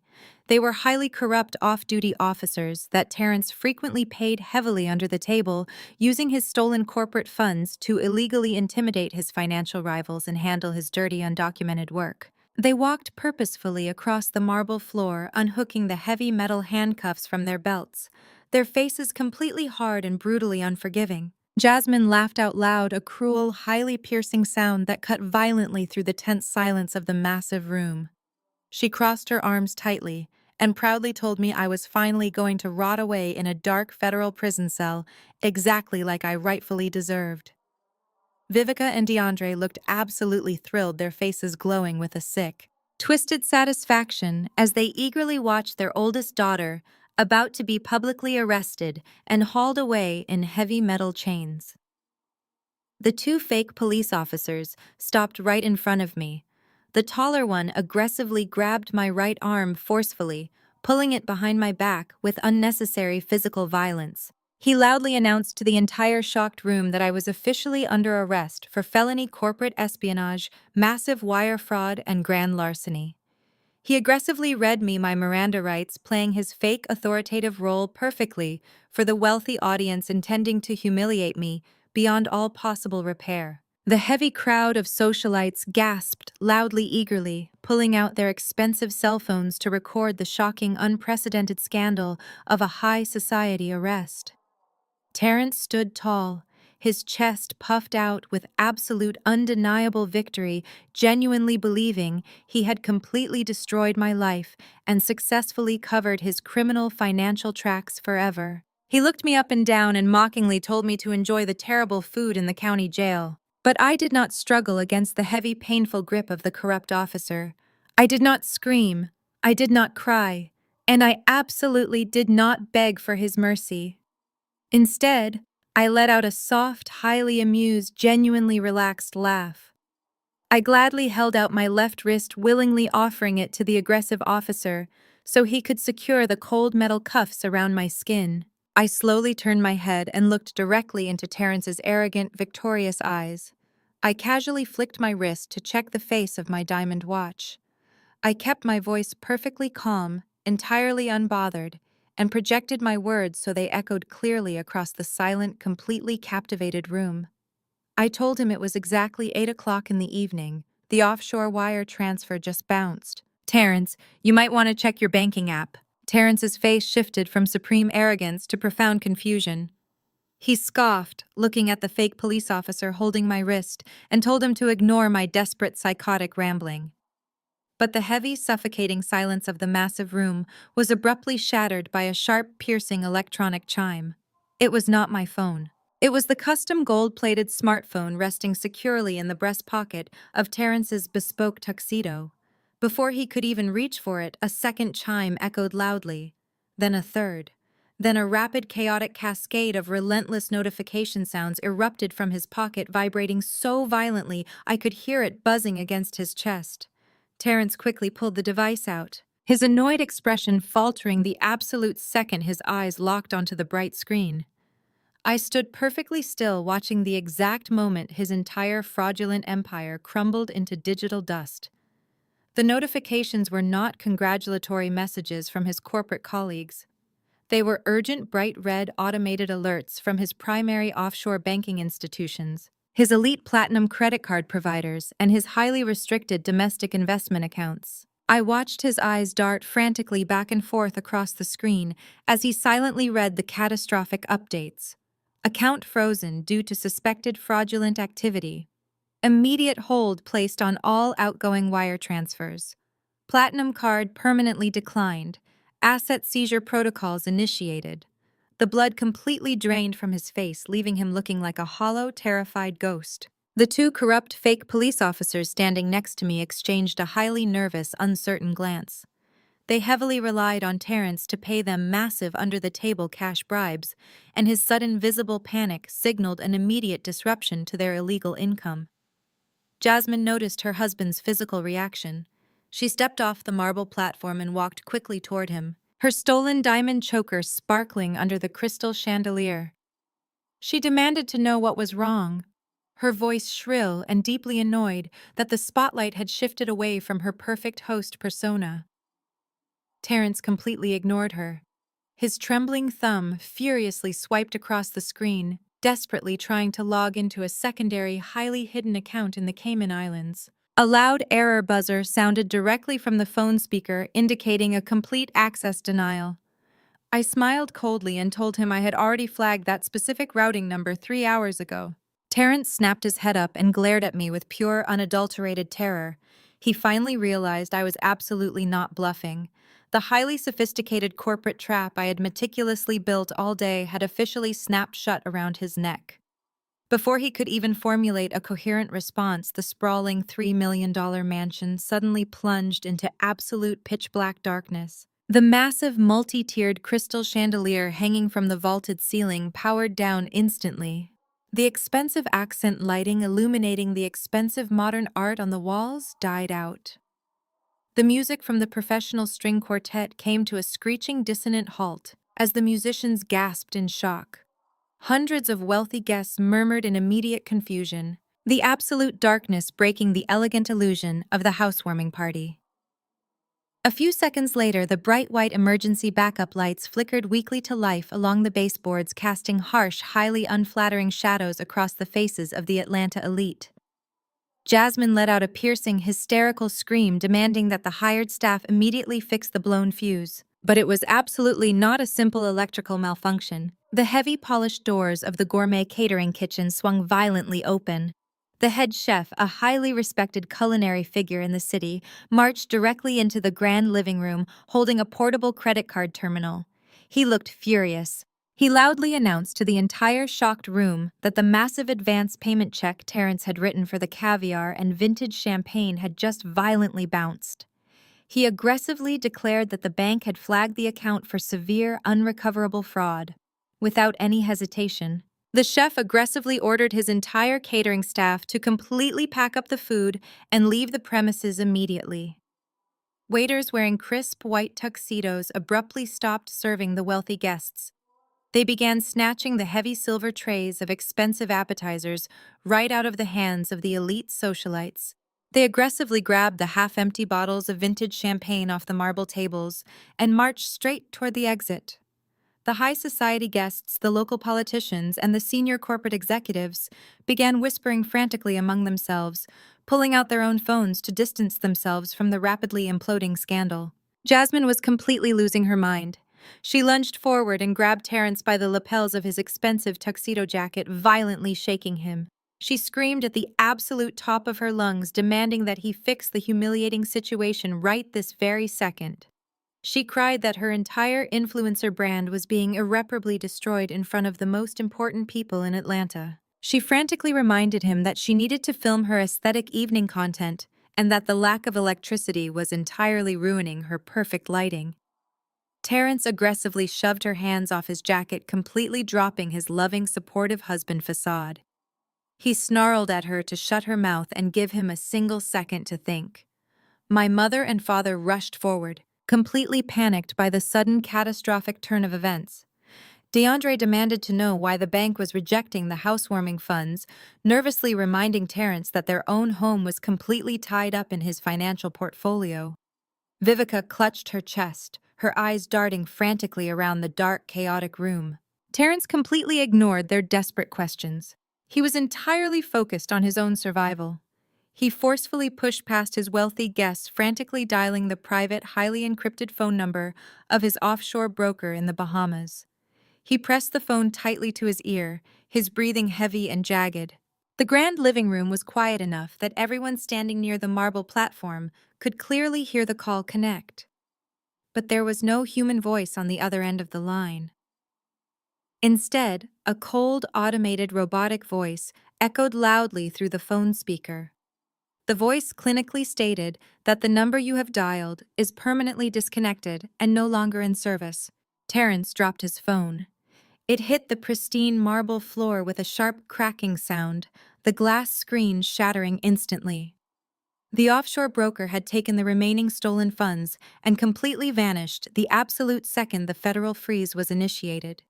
Terrence was entirely alone, completely exposed, and financially ruined. The silence that followed the shattering glass was absolutely deafening.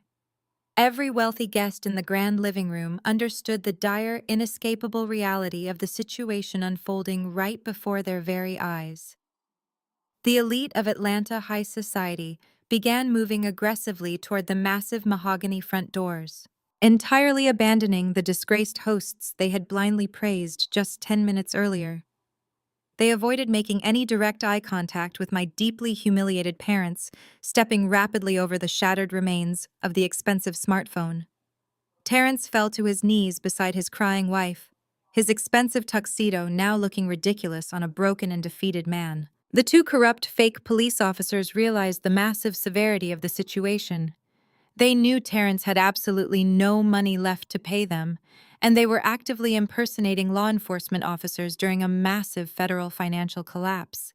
The taller officer quickly unlocked the metal cuffs around my left wrist, shoved the restraints back into his utility belt, and sprinted entirely out of the mansion through the side door, leaving Terrence completely undefended.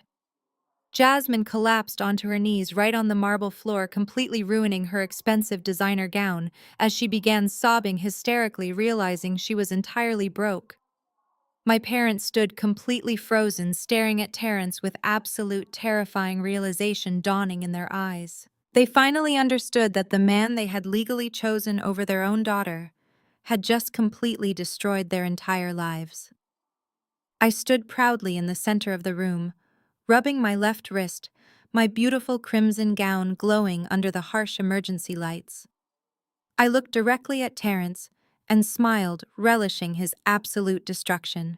Then the heavy custom-carved mahogany front doors of the mansion violently swung open, slamming loudly against the interior walls.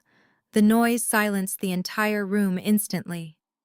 Standing squarely in the doorway, silhouetted by the flashing red and blue lights of multiple government vehicles parked on the cobblestone driveway, was Valerie Sterling.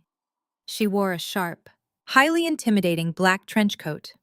Flanking her on both sides were 8 highly trained, heavily armed real federal agents wearing dark windbreakers with the bright yellow letters FBI printed boldly across their chests. Valerie stepped confidently into the dark, chaotic foyer, slowly took off her expensive leather gloves, looked directly at the terrified, trembling man standing on the elevated marble platform and smiled a cold, deeply victorious smile. Valerie Sterling walked into the dark living room with the authority of a reigning monarch. The flashing lights from the federal vehicles outside cast long shadows across the pristine marble floor. 8 armed federal agents fanned out immediately, securing all exits and blocking the wealthy guests from leaving. The high society crowd stood frozen in terror. No one dared to speak or move. Valerie stopped at the base of the elevated marble platform. She looked down at Terrence, who was kneeling weakly beside his shattered cell phone. She did not raise her voice. Her tone was sharp, measured, and lethal enough to cut through the thick silence. She introduced herself clearly to the remaining politicians, socialites, and executives. She stated her name and exact title as founder and chief executive officer of Sterling Enterprises. She apologized for interrupting the housewarming festivities. However, she noted that since this extravagant party was funded completely by her stolen corporate money, she felt fully entitled to make a brief guest appearance. A collective gasp rippled through the dense crowd. Terrence slowly raised his head, his face devoid of color. He opened his mouth desperately, trying to formulate a pathetic excuse. Valerie raised her hand, silencing him instantly, before he could utter a single syllable.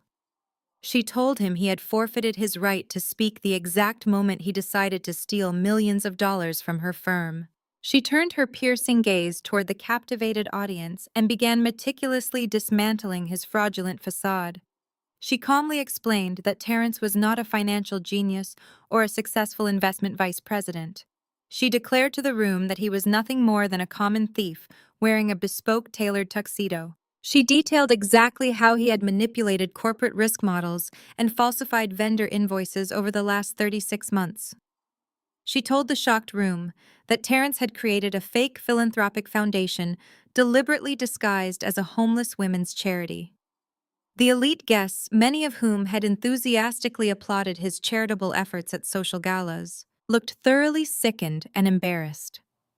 Valerie explicitly explained that every single dollar he supposedly raised to help vulnerable women was actually illegally funneled directly into offshore shell corporations located in the Cayman Islands. She made sure every wealthy person understood that Terrence had built his fake empire by stealing from the less fortunate and defrauding a major financial institution. Then Valerie turned her dark eyes directly onto Jasmine. My younger sister was still sitting awkwardly on the cold marble floor. Her expensive designer gown completely ruined her heavy makeup, severely smeared from crying. Valerie looked at the stolen emerald Birkin bag resting proudly on the display pedestal. She pointed at the $30,000 handbag and announced that it was purchased entirely with stolen corporate funds specifically meant for battered women. Jasmine physically recoiled as if she had just been violently slapped across the face. But Valerie was not finished dismantling their toxic lives. She leaned forward and delivered the final devastating blow to Jasmine's carefully curated high society image. She told Jasmine she hoped she enjoyed her beautiful new mansion tonight, because it was the absolute last piece of luxury she would ever experience. Valerie then loudly revealed to the captivated room that Terrence had not just been using the stolen charity money to buy his wife expensive designer gifts. He had also been consistently paying a $6,000 monthly lease for an ultra-luxury downtown condo for the past 2 years. Valerie clearly stated that the luxury condo was entirely occupied by a 22-year-old internet fitness model that Terrence had been actively seeing behind Jasmine's back. The shocked whispers of the Atlanta elite echoed across the dark, grand living room. Jasmine let out an agonizing, humiliating wail, desperately covering her ears with her hands as her entire fake, perfect life violently shattered in front of the most important people in the city. Her fake marriage, her fake wealth, and her fake social status were completely obliterated in seconds. Terrence tried to crawl backward across the polished marble floor, desperately looking for an escape route that simply did not exist. Valerie nodded sharply to the lead federal agent standing directly to her right. The agent stepped forward quickly, ignoring the whispering guests, and forcefully grabbed Terrence by the shoulders. He hauled the disgraced executive up to his shaking feet. The federal agent announced that Terrence was officially under arrest by the Federal Bureau of Investigation. He listed the severe criminal charges with brutal, unforgiving clarity: massive corporate embezzlement, interstate wire fraud, aggravated identity theft, international money laundering. The highly intimidating sound of authentic steel handcuffs ratcheting tightly around Terrence's wrists echoed sharply over the classical music, still softly playing from the emergency backup system. Terrence began to sob openly in front of everyone. It was a pathetic, high-pitched sound that completely stripped away his entire remaining facade of powerful masculine authority. He frantically begged Valerie for a second chance. He desperately promised to pay back every single stolen dollar if she would just tell the heavily armed federal agents to let him go home. Valerie simply smiled elegantly, adjusted the collar of her expensive black trench coat, and coldly told him he could discuss his pathetic repayment plan directly with the federal judge at his formal arraignment tomorrow morning. 2 heavily armed agents grabbed Terrence by his upper arms and marched him aggressively out the mahogany front doors. They paraded him past the massive fleet of luxury vehicles directly past the horrified valet drivers, and violently shoved him into the back of a waiting armored federal transport van. The heavy metal doors of the van slammed shut, officially ending his fraudulent reign over Atlanta high society. Jasmine completely collapsed onto her side on the hard marble floor. She was violently sobbing, her entire body shaking uncontrollably with the terrifying realization of her brand new reality. She finally understood that she had absolutely no money left to her name. Her personal bank accounts were completely frozen by the federal government. The gorgeous $3 million mega mansion she was sitting inside was about to be officially seized by aggressive international creditors before morning. Her stolen designer handbags and luxury vehicles would be confiscated by the authorities as direct criminal evidence. And the husband she had blindly worshipped, the man she constantly used to aggressively belittle me, was currently on his way to a maximum security federal prison for a very long time. She had absolutely nothing left in the world but the ruined dress on her back. The wealthy elite guests began rapidly pushing their way out the massive front doors, completely abandoning the toxic family scandal to save their own fragile social reputations. Within a few short minutes, the massive grand living room was practically empty, leaving only the federal agents securing the crime scene, Valerie Sterling, myself, and my destroyed biological family. I stood quietly in my crimson evening gown, watching the complete destruction of the people who had viciously tried to destroy me just yesterday morning. The profound sense of poetic justice was overwhelmingly satisfying to witness, but my parents DeAndre and Vivica were absolutely not ready to gracefully surrender to the truth.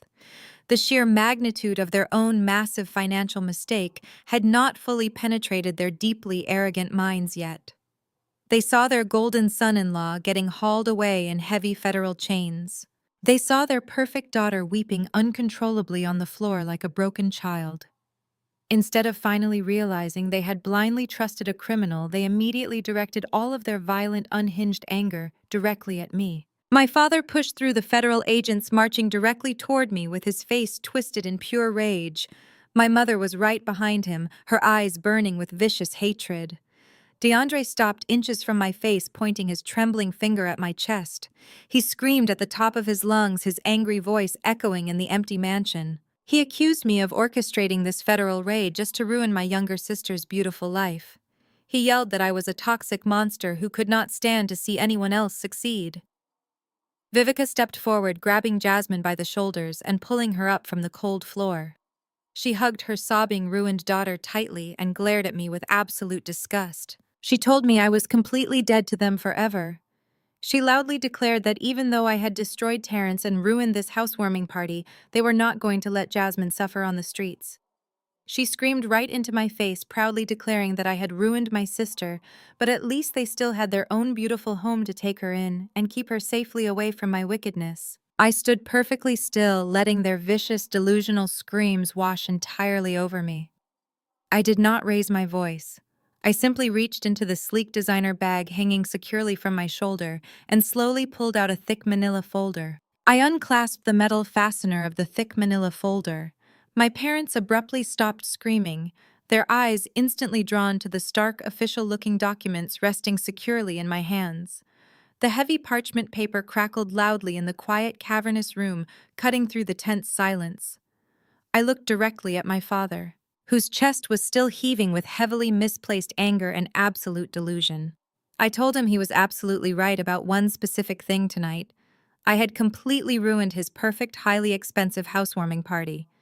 But he was entirely wrong about where Jasmine was going to sleep tonight, and he was deeply mistaken about the safety of his own future. I pulled out the first document, a heavily stamped legal notice from the largest commercial bank in Atlanta, and held it up so the harsh emergency backup lights illuminated the bold red lettering across the very top of the page. The massive headline read, "Notice of Default and Immediate Asset Seizure." I kept my voice clinically detached, adopting the exact cold professional tone I used during high-level corporate board meetings. I explained to them in incredibly sharp, brutal terms that Terrence did not just lose his lucrative corporate job today. He had completely defaulted on the massive offshore hedge fund that he had recklessly tied their property to. I watched my father's eyes frantically scan the legal text from a distance, trying desperately to comprehend the complex financial terminology. I explained that the international creditors did not care about his fake family legacy, his tailored suits, or his arrogant standing in the local suburban community. The absolute second Terrence missed his massive margin call this afternoon, the automated banking systems triggered a catastrophic cascading default across all his attached collateral. I took a slow, deliberate step forward and delivered the absolute crushing reality directly to his face. Their beautiful, pristine suburban home was officially seized by the commercial bank exactly 2 hours ago. They no longer owned the property. They no longer had any legal equity to their names. The bank had already dispatched an aggressive foreclosure team to formally change the heavy brass locks on their front doors while they were busy drinking stolen vintage champagne at this fake party. The physical transformation on my parents' faces was instantaneous and completely horrifying to witness. The arrogant, self-righteous fury that had fueled their entire miserable existence melted away in a single devastating second. My father went completely pale, his dark skin taking on a sickly ashen hue under the emergency lights. He stumbled backward, heavily bumping into the marble display pedestal and knocking Jasmine's stolen emerald Birkin bag onto the hard floor. He desperately shook his head frantically, denying the undeniable reality of my words. He stammered that it was entirely impossible, loudly claiming he had just signed those temporary bridge loan papers 24 hours ago. I coldly corrected his profound ignorance. I strictly reminded him that he did not read a single paragraph of the massive contract before blindly signing his legal name, just to please a manipulative criminal. My mother let out a sharp, breathless gasp. She aggressively snatched the heavy legal document directly from my hands. Her eyes darted wildly across the page, reading the official bank seals, the undeniable foreclosure timelines, and her own forged digital signatures that Terrence had maliciously duplicated to expedite the catastrophic process. The heavy paper slipped from my mother's trembling fingers, fluttering slowly to the cold marble floor. Vivica looked at me, her eyes wide with a brand new, deeply pathetic emotion she had never shown me before. Absolute, unfiltered terror. The terrifying reality of becoming entirely homeless, of instantly losing her precious social standing and becoming a destitute neighborhood pariah, shattered her arrogant mind completely. She suddenly let go of Jasmine, who was still weeping silently on the floor, and rushed aggressively toward me. But she did not raise her hand to strike me this time. Instead, her knees violently buckled.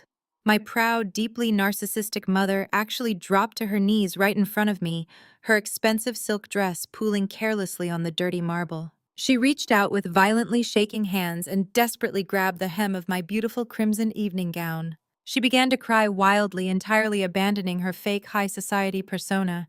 She pleaded with me, her voice cracking with sheer unadulterated panic. She begged me to help them fix this massive mistake. She frantically reminded me that I was her oldest daughter, her own biological flesh and blood, desperately trying to invoke a maternal bond that had never truly existed. She completely ignored the glaring fact that she had legally disowned me, signed formal termination papers, and violently thrown my personal belongings onto the wet lawn just 24 hours prior. DeAndre quickly rushed forward, his massive ego completely destroyed by the sudden financial collapse. He stood awkwardly beside my kneeling mother, his large hands clasped together in a desperate, pathetic begging motion.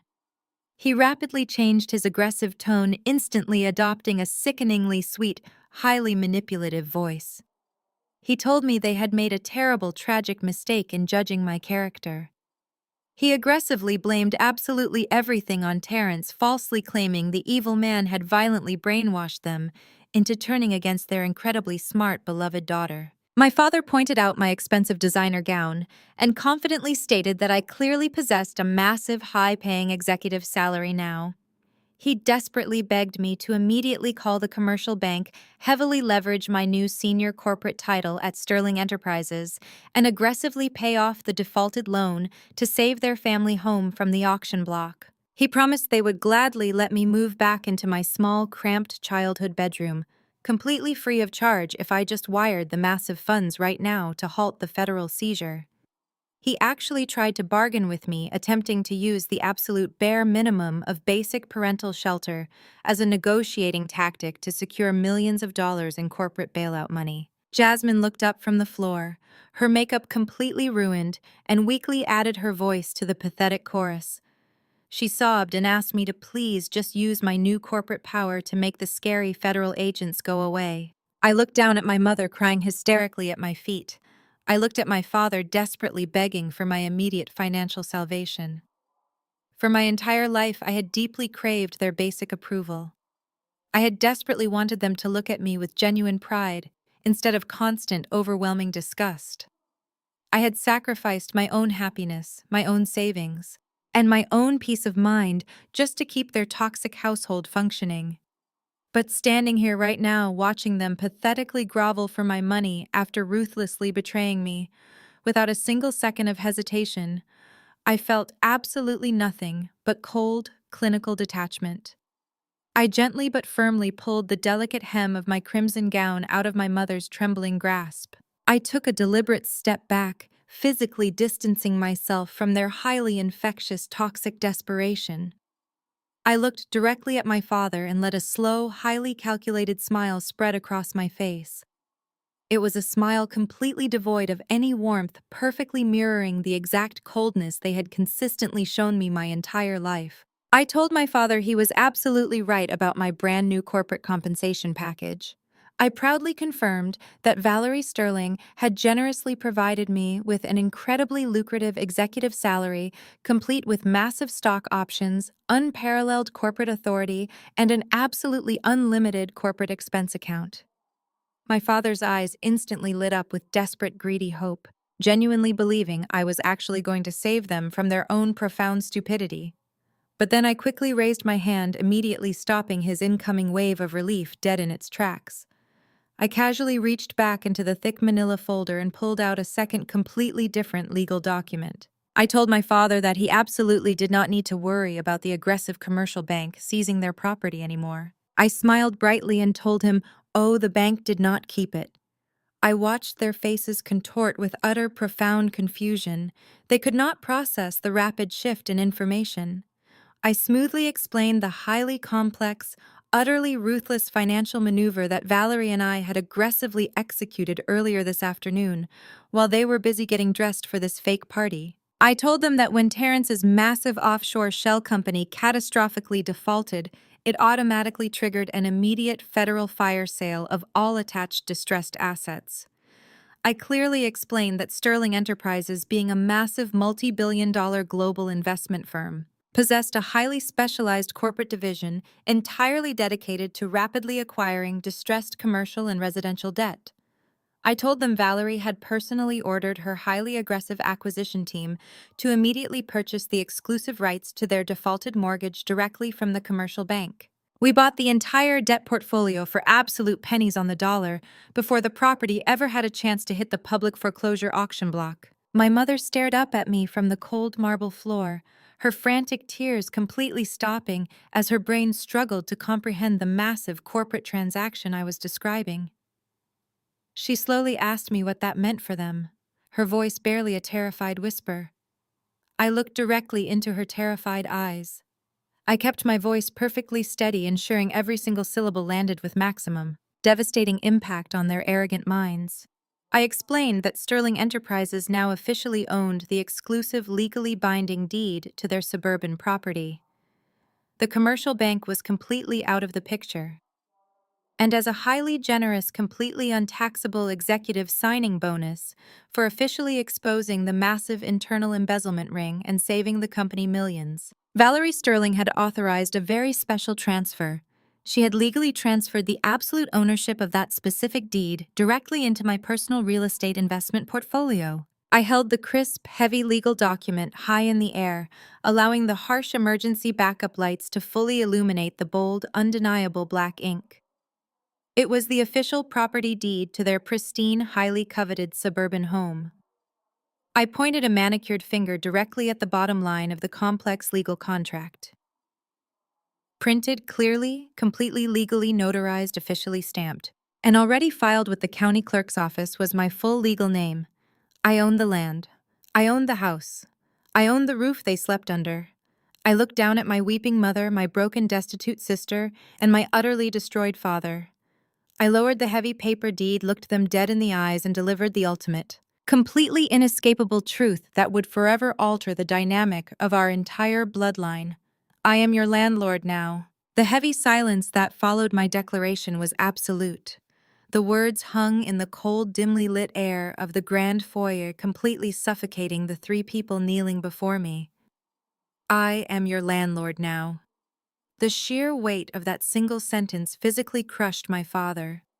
His broad shoulders slumped forward and his mouth opened and closed like a fish suffocating on dry land. He stared at the crisp, notarized deed in my hand, desperately searching for a loophole, a mistake, or a fake signature. But there was nothing but undeniable, legally binding truth. My mother remained on her knees, her tear-streaked face frozen in a mask of pure horror. She finally understood that the daughter she had treated like a disposable servant for 28 years now held absolute, dictatorial power over her basic human survival. Jasmine, still sprawled on the cold marble floor, slowly pushed herself up. Her ruined designer gown was stained with spilled champagne and dirt. She looked at me with wide, terrified eyes, realizing that her golden child status was completely worthless in the face of federal indictments and corporate takeovers. She opened her mouth to speak, perhaps to beg for her old bedroom back. But I cut her off instantly. I looked down at all of them, letting my gaze slowly drag over their pathetic, ruined appearances. I channeled the exact tone, the exact malicious energy they had directed at me just yesterday morning in our living room. I looked directly at my father and calmly told him that he was an ungrateful parasite. I reminded him that charging my own parents for my existence was a sin, but apparently evicting them for their profound stupidity was just excellent corporate business. I turned my attention to my weeping mother and reminded her that she always thought my dark clothes were bringing dark energy into her house. I told her that she did not need to worry about my aesthetic ruining her perfectly curated lifestyle ever again. I looked at Jasmine, who was shaking uncontrollably, and delivered the exact brutal words she had eagerly supported 24 hours ago. I told them they did not deserve new things. I told them they did not deserve this house. I said they should wear discarded trash and live on the dangerous streets of downtown Atlanta because people like them were entirely replaceable. My father tried to stand up, his face flushing with a mix of deep shame and rising panic. He weakly raised his hand, stammering that I could not possibly be serious. He pleaded that they were my family, that they had raised me, fed me, and put a roof over my head for my entire childhood. I laughed, a sharp, humorless sound that echoed off the vaulted ceiling. I forcefully reminded him that he had legally disowned me just last night. He had shoved those termination papers into my chest and proudly declared I was no longer his daughter. I told him he could not legally disown me on a Tuesday and then desperately beg for my filial piety on a Wednesday just because he completely bankrupted himself. I lowered the deed carefully, sliding it back into the heavy manila folder. I snapped the metal fastener shut with a loud, decisive click. I looked at the three of them and delivered my final non-negotiable terms. I told them they had exactly 48 hours to completely pack their bags and vacate my property. I explicitly commanded them to remove their personal clothing and whatever cheap trinkets they could physically carry out the front door. I sternly warned them that if they attempted to strip the copper wiring, steal the appliances, or maliciously damage the hardwood floors on their way out, I would immediately file aggressive civil lawsuits against them and garnish whatever pathetic future wages they managed to scrape together. My mother gasped, clutching her chest as if she were suffering a massive heart attack. She wailed that 48 hours was absolutely impossible. She cried that they had nowhere to go, no savings left to rent an apartment, and absolutely no friends who would willingly take them in after this highly public, humiliating federal scandal. I looked at her with zero empathy. I told her she should have thought about her emergency housing options before she blindly signed her house away to a criminal. I clearly stated that if they were still inside my property at exactly 8 o'clock on Friday evening, I would personally call the local sheriff department and have them violently, forcibly removed for criminal trespassing. I told them to consider the 48 hours an incredibly generous inconvenience fee. The absolute finality in my voice completely shattered whatever fragile unity they had left. The toxic artificial bond holding my family together instantly dissolved under the crushing pressure of extreme poverty. They realized I was absolutely an immovable object. I was not going to save them. The massive, undeniable consequences of their own actions had finally arrived, and they needed a convenient scapegoat. My father abruptly turned his back on me. He looked down at Jasmine, his face twisting into a mask of pure, unadulterated venom. He aggressively pointed his finger at his favorite daughter and screamed that this was entirely her fault. He loudly blamed Jasmine for bringing a lying, thieving criminal into their beautiful family. He yelled that Terrence had ruined their flawless reputation and destroyed their generational wealth, and Jasmine was entirely responsible because she was too stupid to realize her own husband was a massive fraud. He viciously attacked her intelligence, screaming that if she had actually bothered to get a real job instead of taking pathetic pictures for the internet, they would not be completely homeless right now. My mother instantly jumped into the vicious fray. The woman who had coddled and worshipped Jasmine her entire life suddenly turned into a ruthless attacker. Vivica screamed at Jasmine, brutally tearing down her fake influencer lifestyle. She yelled that she was deeply embarrassed to be her mother. She shrieked that Jasmine's endless greed, her constant, pathetic need for expensive designer handbags, and her shallow obsession with high society status were the exact reasons Terrence had started stealing in the first place. Vivica blamed Jasmine for pressuring Terrence into buying this ridiculous mega mansion, ultimately causing the total financial collapse that cost them their only home. Jasmine did not just sit there and take the abuse. The golden child, completely stripped of her pedestal, viciously struck back with equal ferocity. She scrambled to her feet, her ruined dress tearing as she stood up. She screamed right back into my mother's face, her voice entirely hoarse and ragged.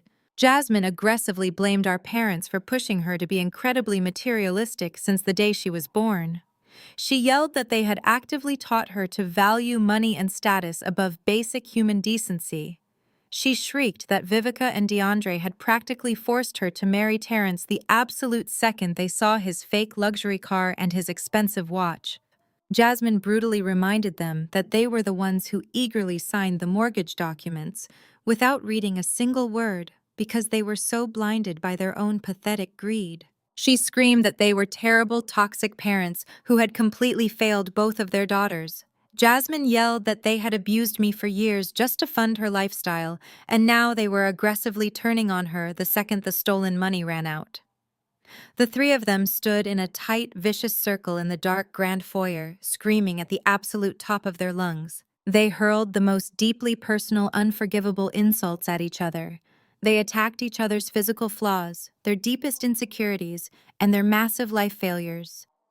The toxic family was completely eating itself alive, violently ripping each other apart in the cold ruins of the foreclosed mansion. I stood perfectly still on the edge of the marble floor, watching the chaotic, deeply pathetic spectacle unfold. The screaming was deafening, echoing violently off the high vaulted ceilings. My father was practically purple with rage. My mother was sobbing hysterically while shouting insults, and Jasmine was shrieking like a wounded animal. For the very first time in 28 years, I felt entirely free. The heavy, suffocating burden of trying to fix them, trying to please them, and trying to protect them was completely gone. I realized they were always destined to destroy themselves. Terrence was just the match that finally lit the massive powder keg of their own toxic arrogance. I did not need to scream. I did not need to hurl insults. I had already won the war. I calmly adjusted the strap of my designer bag on my shoulder. I turned my back on the violent, ear-piercing screaming match. I did not look over my shoulder a single time. I walked slowly and confidently across the pristine marble floor, the sharp click of my heels completely drowned out by their unhinged yelling.